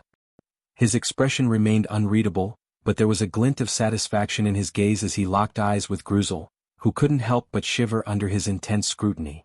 Michael's calm demeanor was a stark contrast to the tense atmosphere in the hall, with everyone on edge waiting for the outcome of the trial. Without a word, Michael handed over the 3 artifacts to the Merman elder, who took them with a nod of acknowledgement. The members of House Big Mag and House Howrid moved closer, their eyes fixed on the artifacts with anticipation. Meanwhile, Gruzel couldn't help but feel a sense of dread wash over him. He knew they had made an enemy out of the Dark Lord for nothing, and it was clear that they would face the wrath of the Dark Lord one way or another. As the elders verified the authenticity of the artifacts, the tension in the room reached its peak. The silence was deafening as everyone waited for the verdict. Finally, the Merman elder nodded in confirmation and handed the artifacts back to Michael. The members of House Big Mag and House Howrid breathed a collective sigh of relief and made their way to the elders to begin their end of the bargain. Meanwhile, Gruzel and the other members of House Gladrath stood frozen, unsure of what to do next. The atmosphere in the Arctic Hall was tense as the Merman elder spoke. "House Big Mag and House Howrid have won the trial by combat," he declared. "Their artifact will be returned to them. I hope this time they will be able to protect it and avoid seeking the Dark Lord's help. His displeasure with the two houses seeking the Dark Lord's help was evident. The Merman elder then turned his attention to Gruzel, the leader of House Gladrath. He knew that the disappearance of the artifacts was connected to a ritual that involved using a spirit child's blood. Although House Big Mag and House Howrid didn't directly accuse House Gladrath of kidnapping the spirit child and using its blood for the ritual, the elder could sense the implication. After all, how else could House Gladrath have come into possession of the artifacts and challenged the other two houses to a trial by combat? If House Gladrath really used a spirit child's blood to steal the artifacts, we will get to the bottom of it, the Merman elder declared firmly. Their actions have resulted in House Howrid and House Big Mag seeking the Dark Lord's help. We will not stand for such desperate and reckless behavior. The other elders nodded in agreement, their expressions stern. The Merman elder continued, "We, the elders of the proud Arctic Hall, will not tolerate such actions. We will find out who is responsible and they will face the consequences of their actions." Gruzel looked uneasy under the elder's intense gaze. He knew that House Gladrath would be under close scrutiny from now on and that they would have to tread carefully if they wanted to avoid being punished. Michael paid no attention to the elders and their threats. Instead, he turned his steely gaze towards Valen and Gormak. "I have fulfilled my end of the bargain. It's time for you to fulfill yours," Michael said, his tone stern and commanding. Valen, clearly uncomfortable in the elders' presence, quickly suggested they relocate somewhere else. But the elders had other plans. "No, we would like to see the truth of your claims," said one of the elders firmly. Michael shot a triumphant look over his shoulder at Gruzel and the members of House Gladrath. "Your little game is about to come to an end," he snickered, relishing in his victory. Gormak wasted no time and reached out his hand as the icy blue orb floated toward him and landed on his palm. "Put a drop of your blood on the sphere," Gormak instructed, his eyes fixed on Michael. Without hesitation, Michael drew the dark sword and sliced his palm, letting the blood drip onto the orb. As soon as the blood touched the surface, the orb lit up with a pulsating glow. The temperature rose steadily until Gormak's hand started to burn, but he held on tightly to the artifact. Suddenly, a spatial vortex appeared in the hall, catching everyone's attention. Michael was taken aback. He thought the orb would only show the location of Harry, not open a portal to his whereabouts. Michael hesitated to step into the portal, fearing that it might be a trap set by the Dark Lord's enemies. Instead, he summoned a drone and commanded it to fly through the portal to scout the other side. Mutrad, however, had mixed emotions as he observed the scene. He couldn't help feeling a sense of awe at the Dark Lord's power and intelligence, but also a hint of fear and unease at the thought of being on his bad side. As Michael finally made his way towards the portal, Mutrad saw a sudden flash of rage and shock in his eyes, as if something had caught him off guard. The tension in the hall was palpable as everyone waited anxiously to see what the drone would uncover on the other side of the portal. As Michael stepped out of the portal, the world around him seemed to shift and change. He found himself standing in a grand hall, with high ceilings and few furnishings. In the center of the room, a young woman with black hair and blue robes was reading a book to a small child who looked to be no more than 4 or 5 years old. But as soon as she saw Michael, the book slipped from her grasp and her eyes turned a menacing shade of red. Her fists clenched as she glared at the Dark Lord, who stood cold and imposing in front of her. The child looked up at the commotion. Confusion etched on his face as he watched the stranger in front of him. Michael didn't flinch, even as the woman's anger radiated off of her like waves. He simply looked at her with a stoic expression, waiting for her to make the first move. It was none other than Edith Alden, the sister of Layla Alden. Michael last saw Edith when he killed her best friend, Victoria Barnes. After that incident, Edith disappeared from the face of the world, leaving no trace behind. As Michael stood there, staring at Edith, the child beside her looked up at him curiously. The child was unaware of the tension between Michael and Edith, and his innocent eyes sparkled with curiosity. As Michael was staring at Edith, the elders and everyone else in the hall stepped out of the portal. The atmosphere in the hall became tense as suddenly, Michael turned around and dashed at Gruzel. With lightning-fast speed he grabbed him by the collar, slamming him against the wall. The other members of House Gladrath were shocked and froze in place as they watched the Dark Lord's rage. The elders were quick to react, raising their hands to cast spells to stop Michael, but he merely flicked his wrist, sending a shockingly powerful wind blast that sent the elders flying. With a wicked grin on his face, Gruzel taunted Michael. "You wanted to know who took your spirit child? Look no further. She took him. You wanted me to see this? Michael hissed, his voice low and dangerous. Gruzel laughed again, enjoying the sight of the Dark Lord losing his composure. Yes, he said confidently. What are you going to do about it, Dark Lord? You cannot kill her. Michael's grip on Gruzel intensified and he pulled him closer to his face. I will deal with you later, he growled. Michael's eyes were fixed on Edith as he knocked out Gruzel with a single punch to the face. Then he turned his attention back to Edith and unleashed another wind blast, knocking out everyone else in the room, leaving only the child standing before him and Edith. The child had black hair that fell in gentle waves around his face, and his skin seemed to glow in the dim light of the room. He had hazel eyes, much like his mother, Layla, and a slight resemblance to Michael, though he looked more like his mother. Leaving you alive was a mistake, Michael said in a low and icy tone, causing Harry to feel a sudden wave of fear and confusion wash over him. Despite his young age, Harry could sense the dangerous aura radiating from the stranger before him. He instinctively looked at Edith for comfort and reached out to her, gently grabbing her hand with his soft and tiny fingers. Chapter 9:17. Fate of Edith. Harry, despite his young age, stepped forward in front of Edith, standing his ground like a loyal soldier. Under any other circumstances, Michael might have found the child's courage endearing. But in that moment he was consumed by rage. Edith had put Harry's life in danger simply to seek revenge. Michael couldn't forgive such a reckless act. Ignoring Harry completely, Michael began to approach Layla. As Michael advanced, Edith felt a fierce rage coursing through her veins. The memories of Michael's brutal massacre of her best friend Victoria and her family flooded her mind. Michael had destroyed everything she held dear in a matter of days, tearing apart her entire life. But while the world trembled before the fearsome power of the Dark Lord, Edith refused to back down. Her anger was so intense that it dwarfed any sense of fear. The others, including the elders, struggled to get back on their feet after being knocked out by the wind blast. Some of them mustered their strength and used arch energy to heal their bodies, but their attempts were futile. A ring of flames as dark as midnight suddenly appeared around Michael, enclosing Edith and Harry within. The intense heat of the dark flames kept the others from getting closer to Michael and Edith. Despite meeting Michael's eyes filled with cold murderous intent, Edith remained firm, refusing to cower in fear. Her anger burned hotter than the dark flames themselves, fueling her determination to face Michael head-on. The two dark swords on Michael's back started to tremble as they had a mind of their own.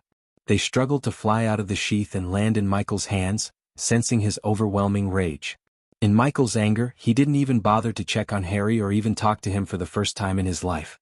Instead, Michael locked his gaze on Edith, his eyes filled with a cold, menacing intensity that sent shivers down her spine.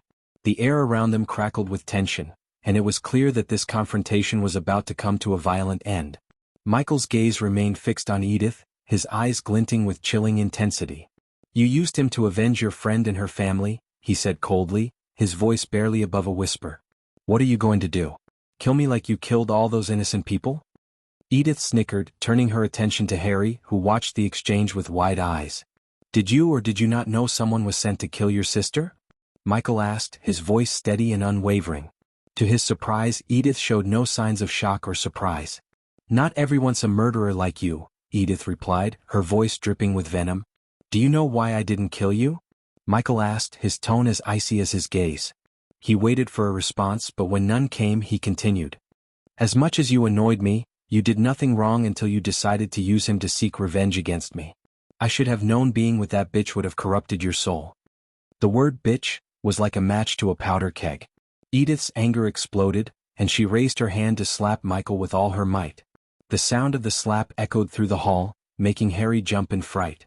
Edith grabbed Michael by his collar and shook him, her eyes blazing with fury. Edith's voice was thick with rage as she stared defiantly at Michael.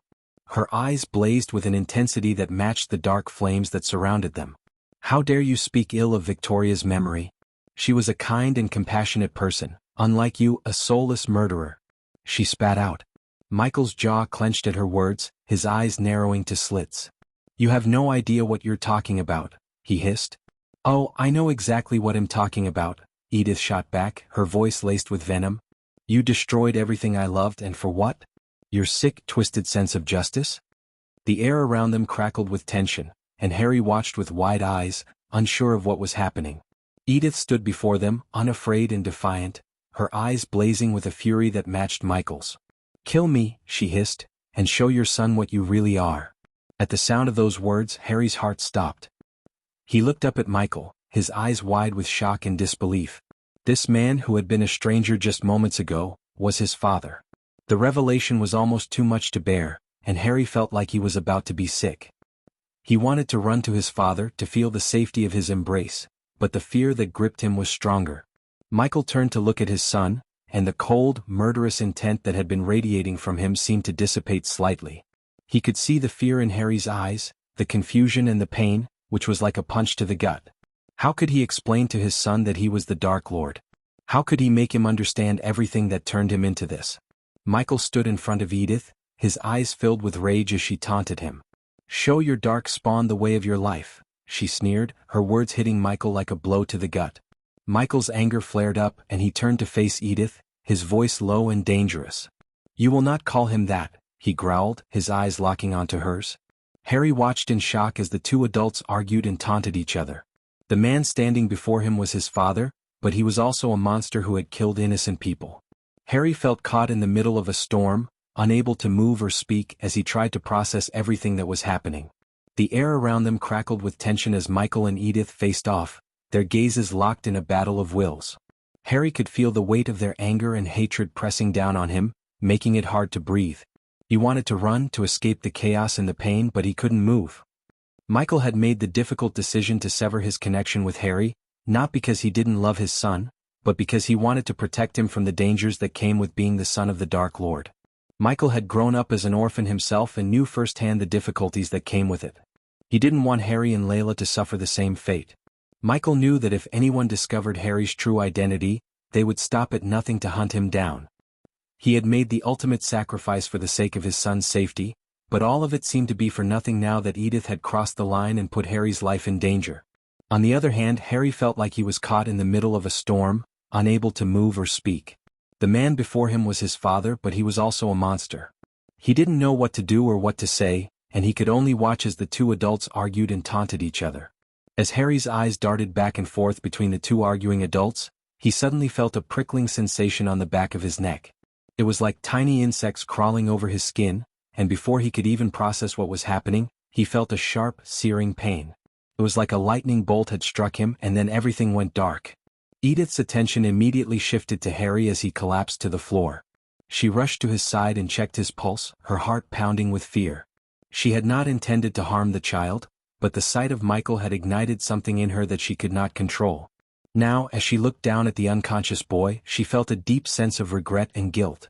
Michael's eyes glowed with killing intent as he slowly unsheathed his dark sword. The metal glinted in the light of the flames, casting eerie shadows on the walls. He knew what he had to do, what Edith's actions had forced him to do. With a cold, emotionless voice, he spoke the words that sealed Edith's fate. "I should have killed you a long time ago." Without hesitation, Michael plunged the sword straight into Edith's gut. Blood spurted out of the wound and dripped from the corners of her mouth, staining her clothes and the ground beneath her. Michael didn't say anything else or ask her any more questions. He knew what he had to do, and he did it without remorse. In that moment, Edith was no longer just an annoyance. She was a potential enemy, someone with enough grudge to put her own family in danger for the sake of revenge. An enemy like her couldn't be left alone. As Michael pushed the sword deeper, Edith leaned in towards him, a devilish grin on her face. He grabbed her hair and pulled her off his body, his eyes glowing with dark energy. With a single burst of power, he fired dark beams straight into Edith's head, taking her life immediately. A smoking hole appeared in the center of her forehead, and she fell to the ground beside unconscious Harry. Michael ignored the system notification of Edith's death and drowned at the moment. For a moment there was only silence. Michael stood there, his sword still dripping with blood, looking down at Edith's lifeless body. He had done what he had to do, but he couldn't shake the feeling that all this could have been avoided if Edith had stayed away from Harry. With a heavy heart, he looked at Harry as his anger slowly faded away, looking at his innocent face. Michael knelt down beside his unconscious son, his heart heavy with worry and regret. He gently brushed Harry's face with his hand, his fingers lingering on his son's soft cheeks. For a brief moment, the Dark Lord within Michael disappeared, and the more gentle side of him came out. He felt a rush of love and protectiveness towards his son and wished he could shield him from all the darkness and danger of the world. But that side of him disappeared as soon as he saw Gruzel through the ring of dark flames. As the ring of fire dissipated, Michael stood up, his movements slow and deliberate. His eyes blazed with a fury that seemed to consume him, and Gruzel and Gleelis both took a step back in fear. The air around Michael crackled with dark energy, and he unsheathed his second dark sword, holding both weapons with a steady grip. Gleelis saw the rage in Michael's eyes and knew that he had to prepare to fight for Gruzel's life. The two swords on Michael's back trembled with a mind of their own, eager to be wielded by their master. The ground beneath their feet shook with the power emanating from Michael, and even the elders watching from afar could feel the moment's intensity. The hall was engulfed in an intense heat that lingered even after the dark flames dissipated. Mutrad could feel the sweat trickling down his forehead, but his mind was preoccupied with the Dark Lord's presence before him. As he looked into Michael's eyes, he was struck by a flood of memories from the Ithilien massacre. The same cold, unwavering gaze that had sent shivers down his spine then was present in the Dark Lord's eyes now. It was a look that promised destruction and death to anyone who dared cross him. The Merman elder stood tall, his voice echoing through the hall as he spoke to the Dark Lord. "You have your child and killed the one responsible for his disappearance. Now leave our world," he demanded. But Michael remained unmoved, his eyes blazing with an intense fury. He knew that his mission was far from over, and he was not about to be stopped by a group of Merman elders. Michael's response was simple but deadly. "You have two choices. Back off and save yourselves or stand in my way and die with him," he said, raising his sword and pointing it at Gruzel. As Michael raised his sword and pointed it at Gruzel, Mutrad felt a sense of impending doom. The Dark Lord's eyes were filled with a fiery rage that Mutrad had seen before, during the massacre in Ithilien. He knew that Michael was not one to back down, and the Merman elder's defiance could only lead to bloodshed. Mutrad's heart raced as he realized he might be witnessing another brutal massacre, and he wondered if there was anything he could do to prevent it.